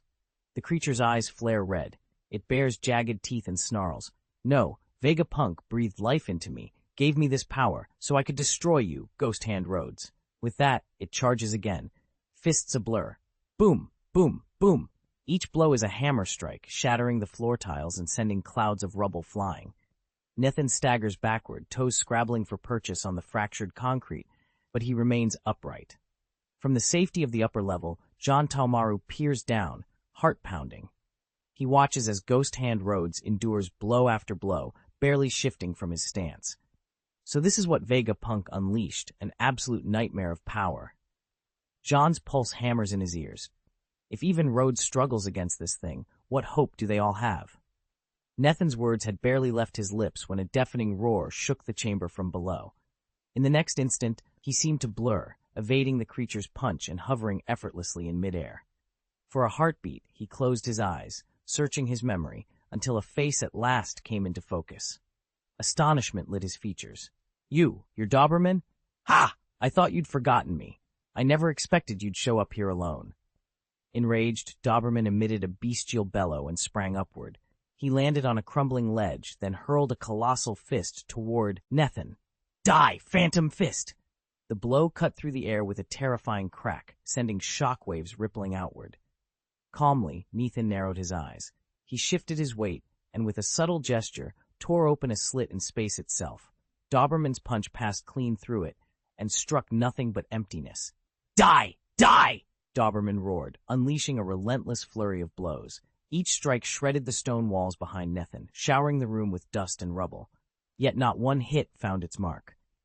Doberman's monstrous strength and speed made him a fearsome opponent, but his assaults were all force and fury, lacking refinement. As the creature prepared for another onslaught, Nethan steadied himself, already plotting his counterstrike. The balance of power would soon shift, and when it did, Doberman would discover just how wrong he was to underestimate the boy who once called him friend. Nethan hovered in midair, utterly unmoved by Doberman's display of brute force and blaring auras. A soft sigh slipped from his lips as he advanced, a faint smile playing at the corner of his mouth. Then, in a heartbeat, he blurred across Doberman's vision and reappeared behind him. A dark stain blossomed on Doberman's armored chest, fresh blood seeping between the plates. He stared in disbelief, fingers pressing helplessly against the wound. Calmly, Nethan turned to face him, the demon sword Murasame gleaming at his side. His eyes were cool, almost detached, yet a hint of pity colored his tone. This isn't true cultivation. You lean on external forces to gain your strength, but power you borrow can never elevate you to the pinnacle. Only through your own resolve can you stand against the truly strong. A low, echoing laugh followed his words. Before Doberman could react, Nethan dissolved into the void. In that same instant, 3 identical shadows shot forward, striking at Doberman from 3 directions at once. In an instant, countless streaks of swordlight sliced through the air. Doberman's once impenetrable hide, never meant to withstand attacks in Nethan's spatial domain, began to fracture. A flicker of disbelief and reluctance crossed Doberman's eyes. How could this be? He had unlocked strength far beyond anything he'd known before, and yet he couldn't even stand against Nethan, couldn't land a single blow. The realization burned him. Spiderweb cracks raced across his massive form until, with a final shudder, Doberman's hulking body exploded into a storm of flesh and bone. The fragments rained down onto the shattered floor of the base far below. Jean Talmaru watched in stunned silence. He'd witnessed Doberman's power after 3 full transformations, each punch capable of killing on contact. Even his own clan elder might have struggled against such a monster. And yet, here lay the remains of that terror, obliterated in an instant by Nethan. What unimaginable force did the ghost hand Rhodes possess? Chapter 315, Caesar, Part 1. Nethan hovered in the air above Base Zero, his cloak swirling around him. With a thought, he activated the hatch at the bottom of the command bunker. The panel slid open, and he shot upward, landing soundlessly on the roof beside John Talmaru. John ground his teeth, eyes flashing with defiance. "Don't think you can squeeze information out of me about that punk," he growled. "I'm a man of honor. I won't betray him." He slipped away on a submarine. "So what? I'm not telling you anything." Unfazed, Nethan let a cold calm settle over his features. He tapped into his inner reserves, projecting a powerful aura that rippled through every corridor, every chamber of Base Zero. In an instant, he locked onto a faint energy signature. The submarine was powering up in the dock below. Without another word, Nethan vaulted off the bunker roof and hurtled toward the interior. Reinforced steel walls shuddered and cracked under his blows. When he slammed into sections lined with halo stone, he shattered them just as easily, shards spraying as he carved a path through the fortress. Down in the docking bay, the sub's engines thundered to life. The enormous steel doors groaned shut, narrowing to less than a third of their full opening. Sparks danced along the edges as metal clashed against metal. Nethan skidded to a halt at the threshold. He drew in a deep breath, gathering every ounce of willpower. "Now," he whispered. With a final explosive burst of speed, he lunged through the shrinking gap, determined to reach the submarine before it vanished beneath the waves. Inside the submarine's command hub, Caesar's voice cut through the clamor as he barked orders at the terrified scientific crew at the controls. Left to their own devices, they would have frozen in panic. No one present had ever faced Nethan in battle, but the mere mention of one of the 4 emperors was enough to send chills down their spines. With a final roar, the submarine's experimental propeller unleashed a surge of charged water, thrusting the vessel headfirst into the ocean's abyss. Outside the reinforced viewport, the research base on the seabed receded swiftly, shrinking to a single beam of waning white light on the massive steel gate. Caesar allowed himself a shaky breath. "We're safe now," he thought, heart pounding at the thought of escape. In these crushing depths, no monster, no matter how formidable, could pursue them. He wiped cold sweat from his forehead and cracked a relieved smile. Then, in the last flicker of luminescence before the gate sealed, something thin and black cut across the gap like a darting fish. Caesar's smile died on his lips. He recognized that shadow, and a cold dread settled in his gut. You can't outrun him, he realized, as the steel doors groaned shut behind the phantom intruder.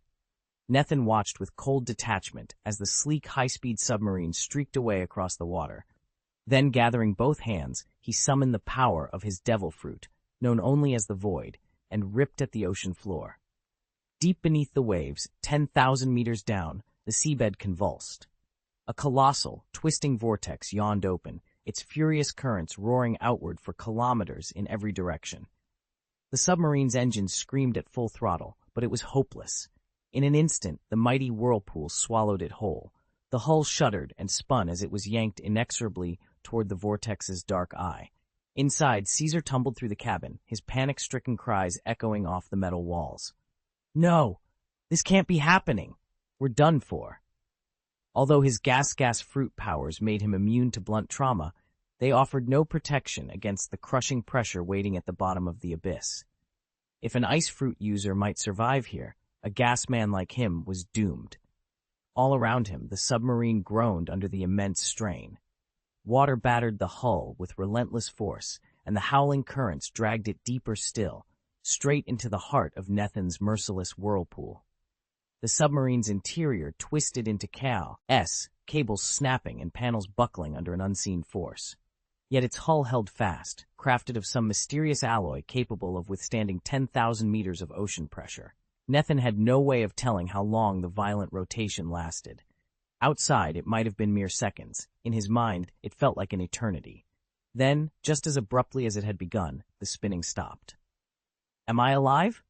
He floated against the ceiling, his form still a wispy gas, blinking in stunned relief. A grin broke across his translucent face. Reaching out, he let his fingers brush the interior surface of the hull, marveling at its solidity. "Lululu," he murmured, voice echoing oddly in the wrecked corridor. "This really is an adamant alloy sub, absolutely rock solid." He chuckled, shaking his head at the thought that anything could tear through this fortress. No sooner had the words left his lips than a slow, widening ripple appeared down the center of the hull. Like a knife carving through ice, a jagged crack split the alloy from ceiling to floor. In a heartbeat, the submarine's two halves peeled apart with a thunderous groan, revealing the pitch-black sea beyond. Nethin's laughter died on his lips as rushing water and debris began to pour in. He barely had time to brace himself before the world shattered around him. Caesar's face froze in terror. Although his gas devil fruit ability let him regenerate instantly, even after being sliced in two, the savage cut had torn open the submarine's hull. With a deafening crack, the entire forward section plunged into an ice-chilled lower hold, dragging Caesar down into a freezer compartment where the cold bit through his clothes like shards of glass. Nethin stood at the gaping breach, arms folded, surveying the wreckage. At his feet lay a single unconscious marine lab attendant, uniform stained by that telltale purple vapor. The lab attendant was irrelevant. What Nethin wanted was far more valuable.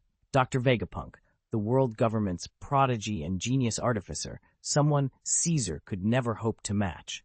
Why? Why go to all this trouble? Caesar rasped as he staggered upright, purple mist seeping from his wounds. Nethin's gray eyes flickered once toward the ruined submersible, then locked onto Caesar. "Don't waste my time, you're useful, but you're no Vegapunk. Tell me where he is." A fresh wave of panic washed over Caesar. Under Nethin's quiet, unyielding stare, the mad scientist's knees shook uncontrollably. His breaths came in shallow gasps, and for a moment he looked certain he'd soil himself. "I can't," he stammered. He raised trembling hands as if to ward off an invisible blow. "You don't understand." Nethin took a single step forward. The subtle pressure in the air made Caesar's teeth chatter. "Last chance, Caesar. Where is Vegapunk?" The question reverberated through the freezing chamber. Caesar's face went pale, veins throbbing at his temples. He opened his mouth, then closed it again, tears of fear welling in his eyes. Finally, his voice emerged as a strangled whisper. "All right, I'll tell you. Just don't kill me." Nethin's eyes narrowed as he listened to Caesar's trembling words. Vegapunk slipped away. The pilot sputtered.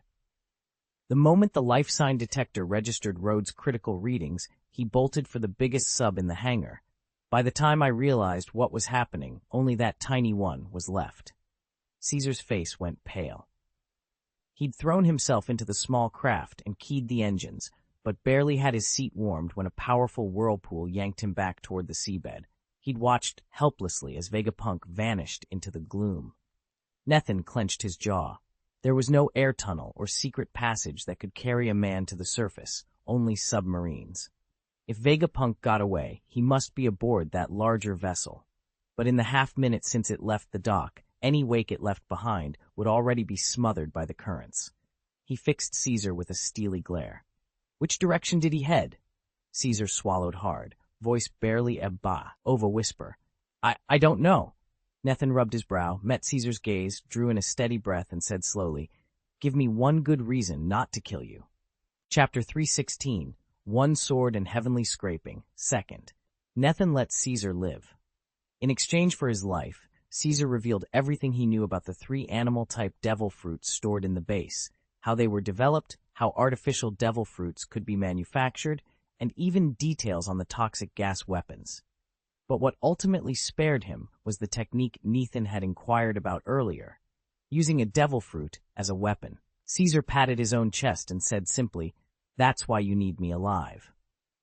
Escorted by Nethan, Caesar was brought back to Base Zero. Under the watchful eyes of the 4 emperors, he knew better than to try anything foolish. He was uncharacteristically compliant, answering questions only when spoken to. Inside one of the high-security laboratories, Caesar retrieved 3 devil fruits. They floated suspended in glass chambers filled with a special preservation fluid. With trembling hands, he removed each fruit and placed them before the massive mechanical owl that stood sentinel beside Nethan. The owl accepted the fruits and silently delivered them to Nethan's outstretched palm. Nethan examined them. 2 of the fruits bore familiar animal patterns, while the 3rd pulsed with an aura unlike any common devil fruit. He set them down on a nearby steel table and turned to Caesar. Explain, Nethan ordered. Caesar bowed his head respectfully. The 2 ordinary fruits are animal types. One grants the power of the crocodile, the other the mantis. The 3rd is an ancient zone, the form of a dinosaur. It's far more unstable but immensely powerful. Nethan nodded, already weighing the possibilities in his mind. The crocodile and mantis abilities were useful, but a dinosaur? Such power could turn the tide of any battle. He steeled himself. Whatever the cost, he intended to make the most of these weapons. Nethan raised an eyebrow, thinking of Drake, one of the supernovas, and asked, How many dinosaur model ancient zone devil fruits are there? Caesar gave him a pained look. There are several types in existence, but this is the only one we've got here. The government holds another, but it's never been transferred off their ship. Nethan weighed the fruit in his hand, his tone casual. Ordinary zones aren't game changers by themselves, but if we feed them to the giant core, we could build on the giant's sheer size, give them an even bigger power boost. It's better than nothing. And that ancient zone, if you unlock its full potential, you could end up with something on par with one of the 3 disasters. He handed all 3 devil fruits to the owl, who tucked them carefully into its satchel. Anything else we need to worry about? Caesar scratched at his unkempt hair. The experimental rigs, those are crucial, and we've produced so much SAD already, it's just too bulky to haul around. Nethan met his eyes evenly. Remember, we're in the calm belt. No wind currents, no passage. It's crawling with sea kings. I'm not scared, but dragging every piece of equipment through this place will slow us down to a crawl. We need to pack light. Caesar, owl, make a list of only the essentials. Caesar's heart twisted as he examined the battered machines before him. Among all their research gear, these were the most vital instruments, and Vegapunk had sabotaged every other set of data. He ground his teeth at the thought of that rat. If he ever crossed paths with him again, still, what remained was more than enough to keep their work alive. The 2 of them, with Nethan's help and the faithful owl perched on his shoulder, began hauling the equipment onto the waiting skiff. Even stripped down, the crates and consoles threatened to overwhelm the little boat. The owl cocked its head. Lord Nethan, is there much more? Nethan paused and surveyed the stack. He tapped a crate with a knuckle. Almost, he replied. With a final grunt, he lifted the last case aboard. Caesar gently laid the final dossier on top. He turned to Rhodes, who stood by the hatch leading back into the depths. Rhodes, how do we get out of here? Caesar's voice was hoarse. We're at 10,000 meters below the surface. No currents, no updraft. The bubbles from the Chambord Isles technology would collapse instantly at this depth. And down on the seabed, the sea kings roam in droves. Without that special submarine, one that can mask our presence from their senses, there's no way to travel between the base and the surface. Rhodes met his gaze, concern etched on his face. We'll need that sub all right, he said quietly. Let's hope it's still docked where we left it. Nethin had used the submarine to bring the creature back before, barely a stone's throw from the base, because the sub shielded them from the Sea King's senses. But now that the sub was inoperable, the creature could very well make its way to open water. The real question was, once it reached the seafloor beneath them, how would it get back up? He stood in the cavern's faint glow, eyes locked on the rough ceiling overhead, chin resting in his palm. He looked every bit the strategist lost in thought. Caesar, standing a few paces away, felt the blood drain from his face. Everything was packed and ready for immediate deployment, and yet Nethin was still musing over an exit strategy? Was he actually expecting the government to dispatch another submarine on demand? Caesar clenched his jaw, but swallowed the words rising in his throat. From the edge of the group, the owl let out a soft, derisive snort. Surely Lord Rhodes has this all worked out, it cooed, voice dripping with mock sympathy. Caesar rolled his eyes. Nethin's team really was in deep. Ignoring both Caesar and the owl, Nethin kept his gaze on the jagged rock above, calculating distances and the crushing weight of water at depth. Caesar, he said at last, voice calm, how many meters separate this chamber from the sea's surface? About 9 kilometers, Caesar replied. Nethin's brow shot up. That's shallower than I expected. I thought we were closer to 12,000. Caesar snorted. 12,000 or 9, on a seabed this vast, what's the difference? It's a huge difference, Nethin said coolly. He swept his right hand to his waist and drew forth the demon sword, Murasame. At once, an eerie distortion coalesced along the blade's edge. The air around it rippled, folding space so that the sword appeared to hover somewhere between immediate and impossibly distant. Owl and Caesar both sensed the oppressive aura and instinctively stepped back. Neither knew what Nethin intended, but both gave him room. Though Nethin was far from a master swordsman, a slight tremor ran through his fingers as he wrapped his grip around the hilt. Then, as if weighed down by millions of tons of sand, the blade surged upward in a single, brutal arc. In that moment, the distortion power condensed to its peak and the very space around Murasame quivered. A low, resonant hum filled the water, heralding the unleashed force of the demon sword. In an instant, a ripple shot out from Nethin's blade, blasting clean through the ceiling and plunging into the ocean depths. It surged upward with terrifying speed, 9 kilometers, 8, 7.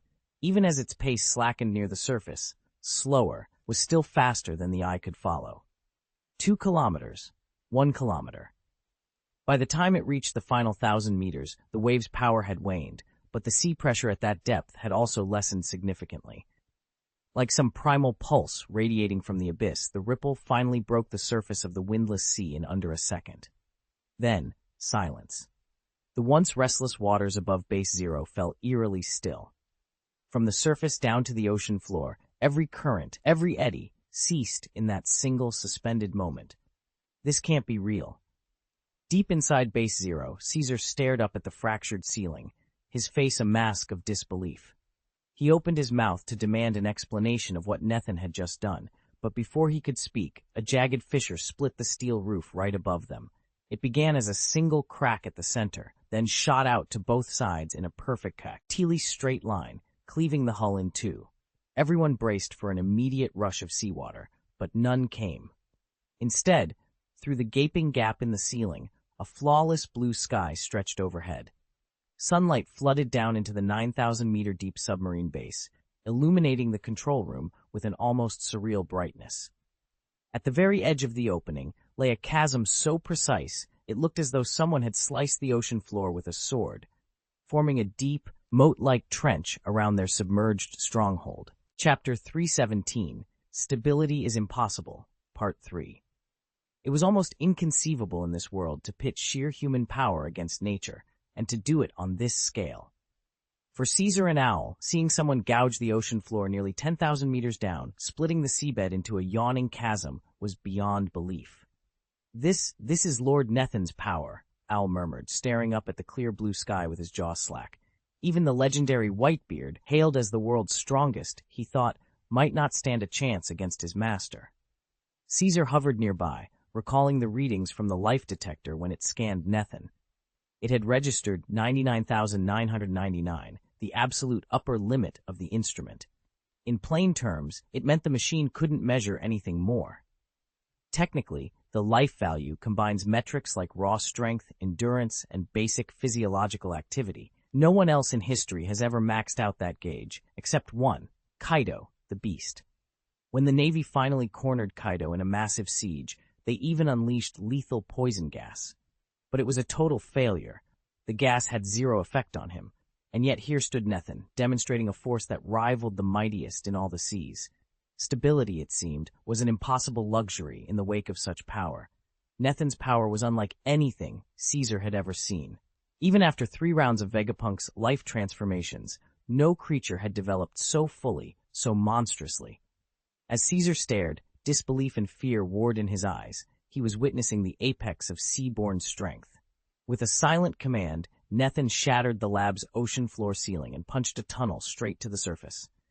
There, he unfurled his black cloak and twisted gravity itself, hoisting the laboratory's instruments and the ever-faithful mechanical owl into the sky alongside him.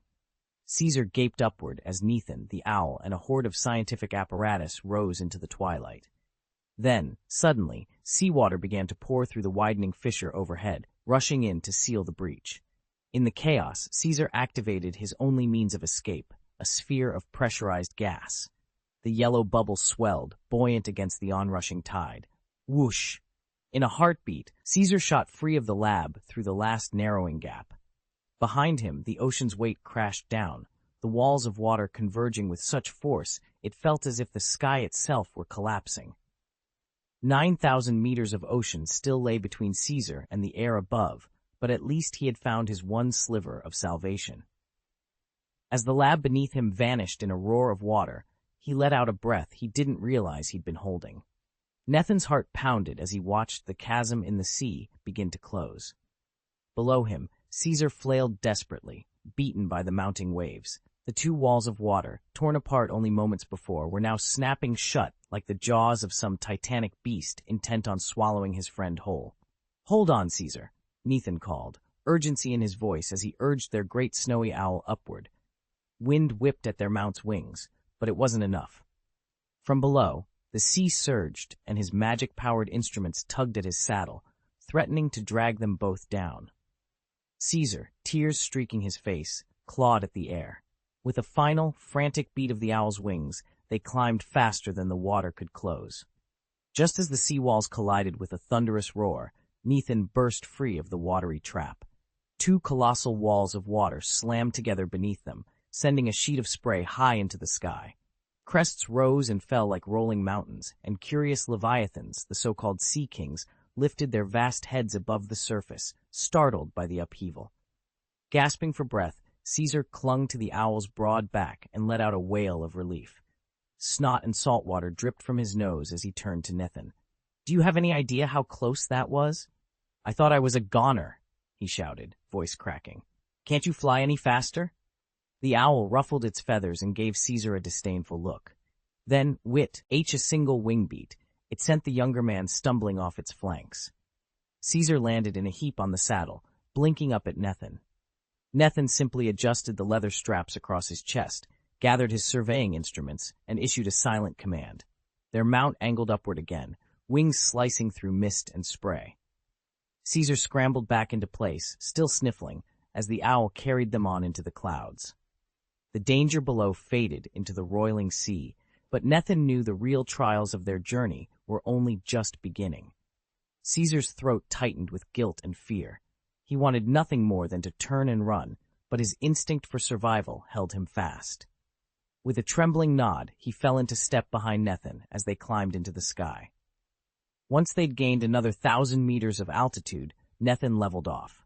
The shifting air currents calmed, and they found themselves in a dead quiet zone high above the clouds. With a subtle tilt of his wings, Nethan banked into a horizontal glide. He reached into his coat and drew out Robin's life card, its faint glow indicating the direction the rest of the group needed to follow. Caesar swallowed hard, wipes of cold sweat on his brow, but he followed without a word. Half a world away, in the vaulted command hall at the summit of the world government's headquarters, Admiral Wu Laoxing sat flanked by his senior officers. They reported in tense, clipped tones on the Revolutionary Army's relentless spread. Cells had cropped up in once secure nations, and subversive pamphlets and broadcasts had begun to infect public opinion everywhere. What troubled Wu most wasn't the soldiers' muskets or the guerrilla raids, it was their ideas. Those ideas, he knew, had the power to erode loyalty to the world government itself. Wu Laoxing's expression hardened. Their threat grows graver by the day, he said. No longer a ragtag insurgency, the Revolutionary Army now operates in dozens of countries. But despite our best efforts, the figure known as Dragon remains unseen, and the location of their headquarters is still a mystery. We have no reliable lead, nothing that ties these uprisings to a single command. He paused, letting the weight of the situation settle over the room. We must intensify our intelligence operations.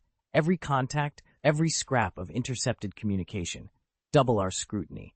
The stability of the entire world government depends on it. His gaze swept the assembly. Failure is not an option. Without solid intelligence, we can't commit our main fleet to chase every rumor. For now, we must keep our core strategy firmly in place.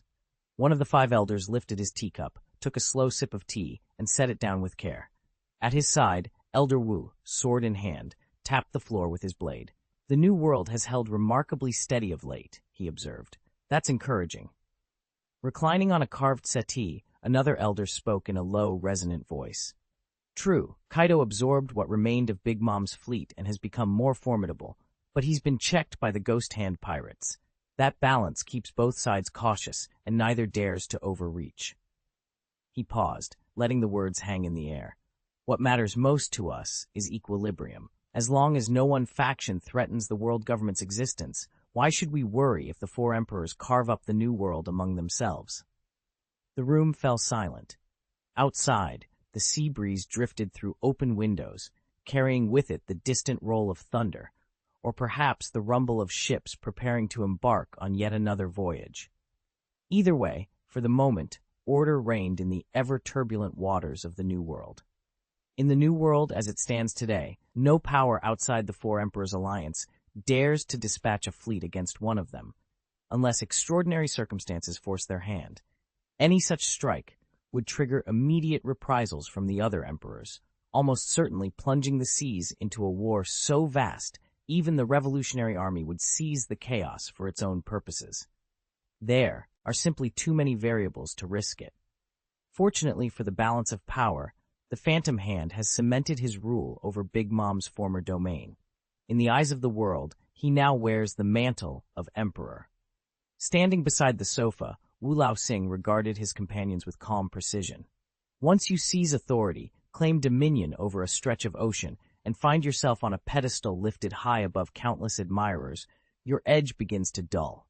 That's human nature. When you have nothing, you fight with abandon. But once you taste power, you fear losing it, and you grow cautious. Your actions lose their sharpness. He paused, voice drifting as he remembered a darker time. Back before Kaido and Big Mom ascended to emperor status, the seas were choked with conflict, war after war spiraling out of control. Nethan leaned back in his chair, eyes fixed on the swirling holographic map above the conference table. Ever since the 4 Emperors system was ratified, and each ruler staked their claim in the new world, these waters had grown far steadier than in years past. The Revolutionary Army still flared up now and then, but as long as Nethan held his peace and the other emperors respected the uneasy truce, true disorder remained at bay. By the way, Dr. Vegapunk announced, adjusting his goggles, the 3rd stage transformation has succeeded. At once, the 5 senior stars arrayed around the table snapped to attention. They no longer ran the science core day to day, but rumors of Vegapunk's biotransformation project had filtered through every lab and briefing room. Each of them knew well that a fully realized 3-stage process could produce combat units with power on par with an admiral. I never imagined Doberman's prototype still had enough integrity for a full transformation, murmured one officer, admiration in his voice. Wu Laoxing, seated at the head of the table with a porcelain teacup in hand, set the cup down, and smiled wryly. It's an impressive achievement, he conceded, but until we can drive the failure rate to near zero, there's no way to mass-produce these units. The price of a single malfunction is simply too catastrophic. Were it otherwise, the very balance of the new world would be upset. There'd be no need for this sea to remain divided among 4 emperors. If Vegapunk really can mass-produce 3, 5, or even more bio-units with Admiral-level firepower, where does that leave the Shichibukai as a balancing force? They could be deposed at any moment, and even if those weapons aren't widely reproducible yet, perfecting just one prototype would be a monumental achievement. The 5 star-ranked swordmasters stood in the council chamber, their blades sheathed but their expressions solemn. Admiral-class combat capability, one murmured, is a strategic asset the world government can't afford to lose. Vegapunk has outdone himself this time, another agreed. We need him on retainer immediately. When can we summon him? A third asked, stepping forward. A hand went to the concealed communicator at his waist. Just a word, and they could call Vegapunk at any moment to report in. The others inclined their heads in assent, preparing to issue the order. At that instant, the double doors burst open. A breathless government courier stormed in, sweat beading his brow. He bowed so abruptly that his papers rattled to the floor. "Master Wu Laoxing," he gasped, addressing the tallest of the 5. I bring terrible news. Base 0 has been overrun by the so-called ghost-handed Nethan. The facility has fallen completely. Every device, every experiment has been stolen or destroyed. Only Lord Vegapunk managed to escape. A tortured silence followed, broken only by the shattering crash of teacups as they slipped from trembling hands. Fragments of porcelain skittered across the polished floor, and a thin rivulet of tea spread slowly between the star's feet. In that frozen moment, the full weight of the disaster settled over the chamber. Vegapunk's greatest creation was gone, and the world would soon learn what havoc the ghost-handed Nethan could wreak. Chapter 318, Kaido and Whitebeard, Part 4. Inside the calm belt, the sea lay eerily still. Just beyond its edge, violent storms raged, waves crashing under hidden currents. A razor-sharp line divided the tranquil waters from the tempest. Aboard the Polario, First Mate Lafitte sat at the helm, eyes fixed on the churning horizon.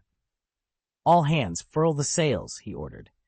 The deckhands, nicknamed toy soldiers for the precision of their movements, scurried along the rigging. As each sail was secured, the ship fought the undercurrent, straining against the storm's pull.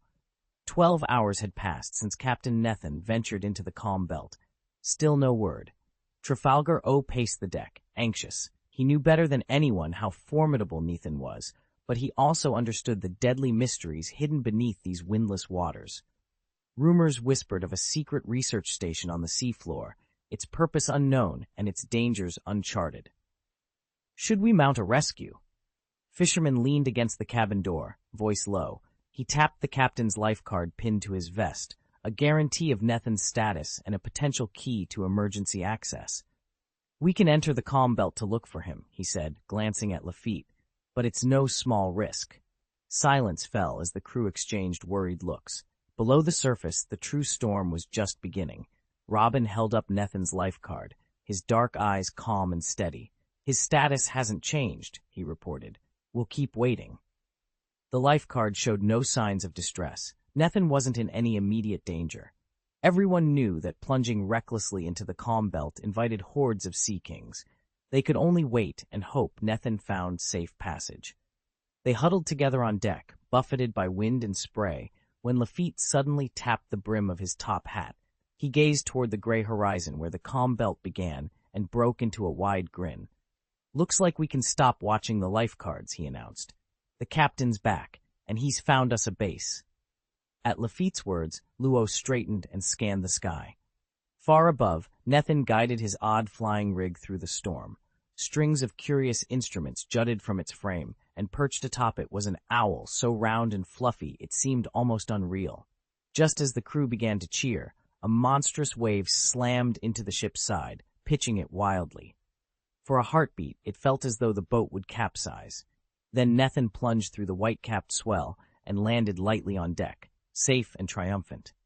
As soon as Nethan's boots hit the deck, he channeled his distortion power through the planks and into the roiling sea. instantly quelling the violent waves. Moments later, Owl alighted beside him, talons clicking softly on the wood. "Well done, Owl," Nethan praised, his eyes never leaving the horizon. Luo, clutching his demon knife, let out a hollow laugh. "That was perfect." Fisherman shrugged appreciatively. "Credit where it's due. Without Owl's signal, we'd never have pinpointed the Marine's research base. Still, it's deep underwater, not exactly easy to track down." Lafitte tapped Caesar on the shoulder with his mahogany cane. "Captain, who's this fellow?" Nethan set down his instruments with deliberate care. "We didn't capture Vegapunk himself," he admitted, "but this one will serve our purposes just fine." He turned, fixing Caesar with a cold stare. "Of course, to make sure you stay in line, a little incentive is necessary." "Luo," Nethan called. At the command, Luo slipped behind Caesar in a single, silent step. Before anyone could react, the demon knife gleamed in the lantern light and plunged straight into Caesar's chest. Caesar let out a strangled scream, clutching his chest as he stumbled backward. His eyes widened in horror when he saw a jagged hole where his heart should be, and in Luo's hand lay his still-beating heart. "My heart," he choked out. "Split it in two," Nethan ordered, his voice cold and steady. "Keep one half for yourself, one for Lafitte." Luo nodded without hesitation. With a swift, precise motif on, he cleaved the heart into equal halves and flung one piece to Lafitte. Lafitte caught it effortlessly, tilting his head as he studied Caesar. "You'd better stay obedient from now on," he warned, voice laced with amusement, "or you'll wish you had." He squeezed the flesh in his hand, sending a shock of agony through Caesar's chest. Caesar collapsed to the deck, tears springing to his eyes as darkness crept into his vision. "I'll obey. Please, put my heart back," he rasped. Nethan turned away and strode into the cabin, ignoring the pitiful pleas. Behind him, Luo and Lafitte secured their gruesome trophies. "Watch out," Fisherman called after them.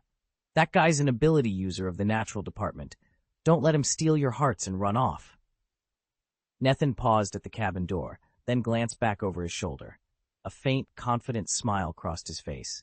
He won't be going anywhere. Nethan lowered the brim of his hat, slung the demon sword over his shoulder, and strode into the cabin. Once inside, he settled onto a worn wooden stool and summoned the talent system interface with a silent thought. His reward for vanquishing the mutant Vice Admiral Doberman materialized before him, 25 talent proficiency points. Nethan raised an eyebrow in mild surprise. The system clearly still rated Doberman at Vice Admiral level, but this was the third time Nethan had bested an opponent of that rank. The first victory had yielded 100 points, the second 50, and now only 25. He tapped his chin, reflecting. "Doberman's strength really is hard to pin down," he murmured. "His weapon skill and tactical knowledge are surprisingly low, yet his raw power and speed rival a monster's, and his endurance is off the charts, like a smaller Kaido." Despite the uneven distribution of his abilities, Doberman had certainly been a formidable foe. Even an admiral would struggle against him. Still, Nethan reminded himself, any reward was better than none.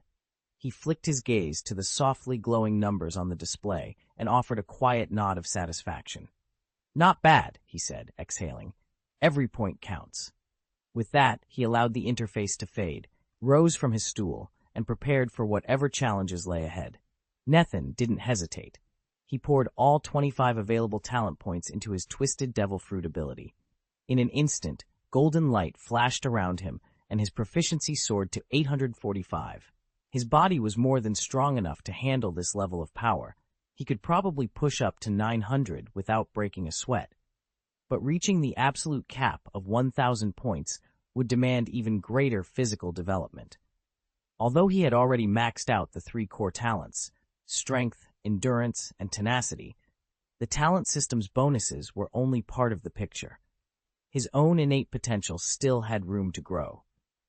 Closing the talent system interface, Nethan frowned in thought.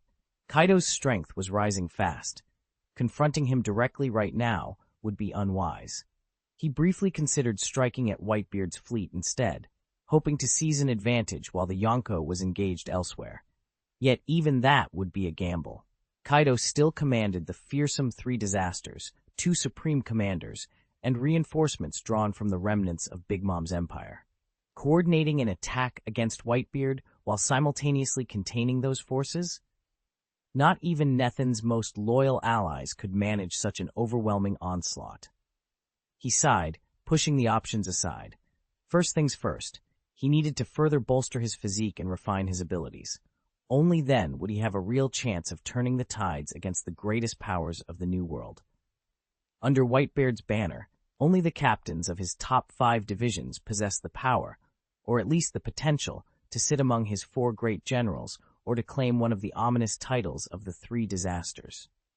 At present, though, the post of 2nd Division captain remains unfilled, leaving him with only 4 officers of that caliber. Meanwhile, Marshal D. Teach, better known as Blackbeard, has yet to obtain the dark fruit, so no one is quite certain how formidable he truly is.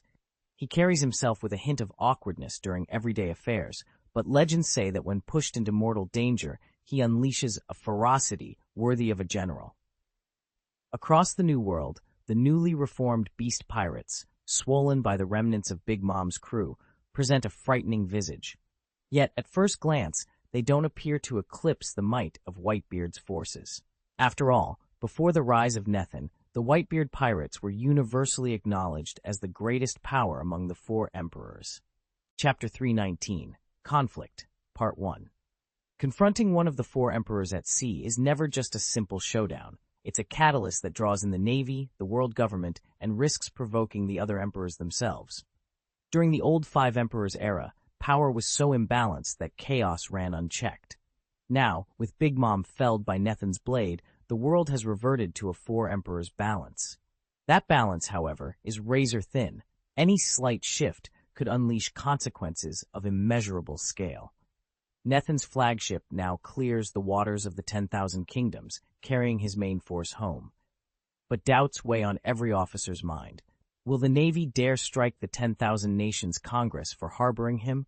Will any of the remaining emperors seize this moment to intervene? Though Nethin has every confidence in his strength, he knows the world government may very well chase him into 10,000 nations' territory. And later, when he stands victorious, they will have to answer for their aggression. Every sailor aboard must steel himself for what's coming. At Nethin's current standing, slayer of an emperor, each decision he makes will ripple through the Grand Line and echo around the globe. However, Nethin stood at the window, lost in thought, when Robin burst through the door. She looked as though she'd run half the way here. "Captain," she panted, "our people are in a standoff with the Whitebeard pirates." Nethin turned, brow furrowed. "Whitebeard pirates? What's happened?" Robin reached into her pocket and produced a tiny listening bug. "Hear for yourself." She pressed it into his hand. He clipped it to his collar. A gruff voice crackled in his ear. "Is this Captain Nethin?" It was Shilyu of the Rain. Nethin's pulse quickened. "Shilyu, why are we clashing with the Whitebeards? What went wrong?" Shilyu's tone was low, almost tense. "No shots fired yet, but the situation's spiraling. I'm on my way now. This is bigger than the Smile guys can manage. Only you can sort it out." Nethin exchanged a look with Robin. If Shilyu hadn't opened fire, they still had time to defuse the crisis. He nodded, steadying his voice. "All right, start from the top. I want every detail." Chapter 7, The Lost Devil Fruit. Nethin leaned back in his hammock, the Den Mushi's jade-green shell warming against his ear. "Go ahead," he said, voice low but steady. "Sir," Yushikshu began, her tone measured but urgent, "while you were away, the Ghost Hand pirates moved fast, expanding the 6th Division's intelligence network. We planted operatives on dozens of islands, even some within the territories claimed by 4 of the 4 emperors. Everything was going smoothly until a few days ago on Prost Island, which falls under Whitebeard's sphere of influence." Nethin sat up. "What happened there?" "One of our scouts discovered a devil fruit on the beach at dawn," Yushishu continued. "They secured it and radioed for extraction. But before our retrieval team could arrive, a detachment from one of Whitebeard's 16 branch fleets showed up. They outnumbered and outgunned our people, and they claimed the fruit for themselves." Nethin's fingers clenched around the receiver. "They just snatched it?" "They did," Yushishu admitted. "Our operatives tried to negotiate, but there was no common ground. Whitebeard's men insisted this island fell under their jurisdiction. Ultimately, our scouts had no choice but to let it go." A tense silence followed. Nathan exhaled slowly. Losing a devil fruit is never acceptable, he said quietly. But we learn, adapt, and strike back smarter next time. Understood? Understood, Captain. Nathan set the Den Den Mushi down, eyes blazing. No one would call the Ghost Hand pirates easy prey, not if he had anything to do with it. Although this clash involved the Whitebeard pirates, the urgency of the operation, and the fact that Nathan, Robin, and the others were tied up at the Science Force base, meant the report only went as far as Kaku. His orders were blunt: reclaim the devil fruit at all costs. The Ghost Hand pirates tolerated no theft. No one, not even Whitebeard's men, could walk off with their prize. In truth, the force they faced wasn't Whitebeard's main fleet, but a remote detachment of city pirates operating under his banner, stationed thousands of miles from his stronghold. Since Kaku was already patrolling nearby waters, he personally led the mission to snatch the fruit back. The Ghost Hand pirates succeeded, and the city pirates erupted in fury. Their captain ordered an all-out pursuit. The hot pursuit took place squarely in Whitebeard territory, and it wasn't long before Kaku's squadron was overtaken. Unprepared for such swift retaliation, he was forced onto the defensive. What followed was a brutal sea battle. Cannons roared, blades clashed, and when the smoke cleared, both sides lay battered, each suffering heavy losses. In an instant, the balance of power had shifted completely. Nathan sat forward, eyes narrowed as he listened to Shiryu of the Rain's debrief. What had started as a skirmish among low-ranking sailors had exploded into an outright brawl between Kaku's men and the city pirates, an affiliate of the Whitebeard crew. "So their captain's in the field?" he asked. Shiryu's voice was cool and precise. "Yes. With Whitebeard's commander now deployed, we can't simply stand by. I plan to lead a response force myself, but a head-on collision with the Whitebeard pirates is beyond what Admiral Fujitora can authorize on his own." Nathan tapped the table thoughtfully. While he was away from the Sea of Nations, Fujitora had handled most of the region's affairs. But even an admiral of his stature must defer to higher authority when it comes to directly opposing Whitebeard's flagship. "I take it he's already escalated this to Fleet Admiral Rhodes?" "He has," Shiryu confirmed. "Rhodes will decide our official orders once he reviews the full incident report." "Understood." Nathan leaned back. "One more thing. What do we know about the enemy's devil fruit ability?" Shiryu frowned. "We don't have complete intelligence. Rumor has it the pirate in command wields a Paramecia-class transfer fruit, granting them some kind of teleportation or translocation power." At her side, a junior officer cleared his throat and whispered, "A transfer fruit, sir. Is that like instant movement from point to point?" Shiryu exchanged a glance with Nathan. "Exactly. If that's true, we'll need to adjust our tactics accordingly." Nathan nodded, already planning his next move. A flash of surprise crossed Nathan's face. He'd just learned the true power of the devil fruit stolen from the pirate he'd defeated. It could absorb any attack and transfer all the damage it would deal to another target within range. Its effect was akin to bending the very fabric of the universe. Undeniably, it was one of the most devastating abilities to ever surface on the seas. Shiryu of the Rain held the Den Den Mushi to his ear, his voice steady. "Captain, what's your decision?" "Go ahead," Nathan replied, his tone unreadable. "Proceed?" "Show the man with the white beard exactly what happens when he dares to snatch from us," Nathan said coolly. "Not everyone has the right to take what belongs to the Ghost Hand pirates." "I expected nothing less," Shiryu murmured with a triumphant grin. Then, with a click, he ended the call. Shiryu had followed Nathan through every daring venture, yet he'd never seen his captain back down. Under Nathan's command, they had even penetrated the Navy's Grand Line headquarters and shattered its fortress walls in full view of Fleet Admiral Sengoku. Each audacious order only deepened the legend of the Ghost Hand pirates as the most unprovoked and unstoppable crew on the seas. And now, with this new devil fruit power at their disposal, they were about to show Whitebeard, indeed, the entire world, why no one should ever challenge them. Robin slipped the phone bug into her pocket, her face betraying no hint of surprise at Nathan's words, as if she'd foreseen his decision all along. "So," she said quietly, "have you decided? If the giants get their hands on the transfer fruit, they'll become an unstoppable fighting force." Nethan lifted his teacup and took a measured sip of tea before setting it down. His eyes glittered with resolve. "Then it's settled," he replied. "I'm going to place the order. Not even Whitebeard will be able to stop me."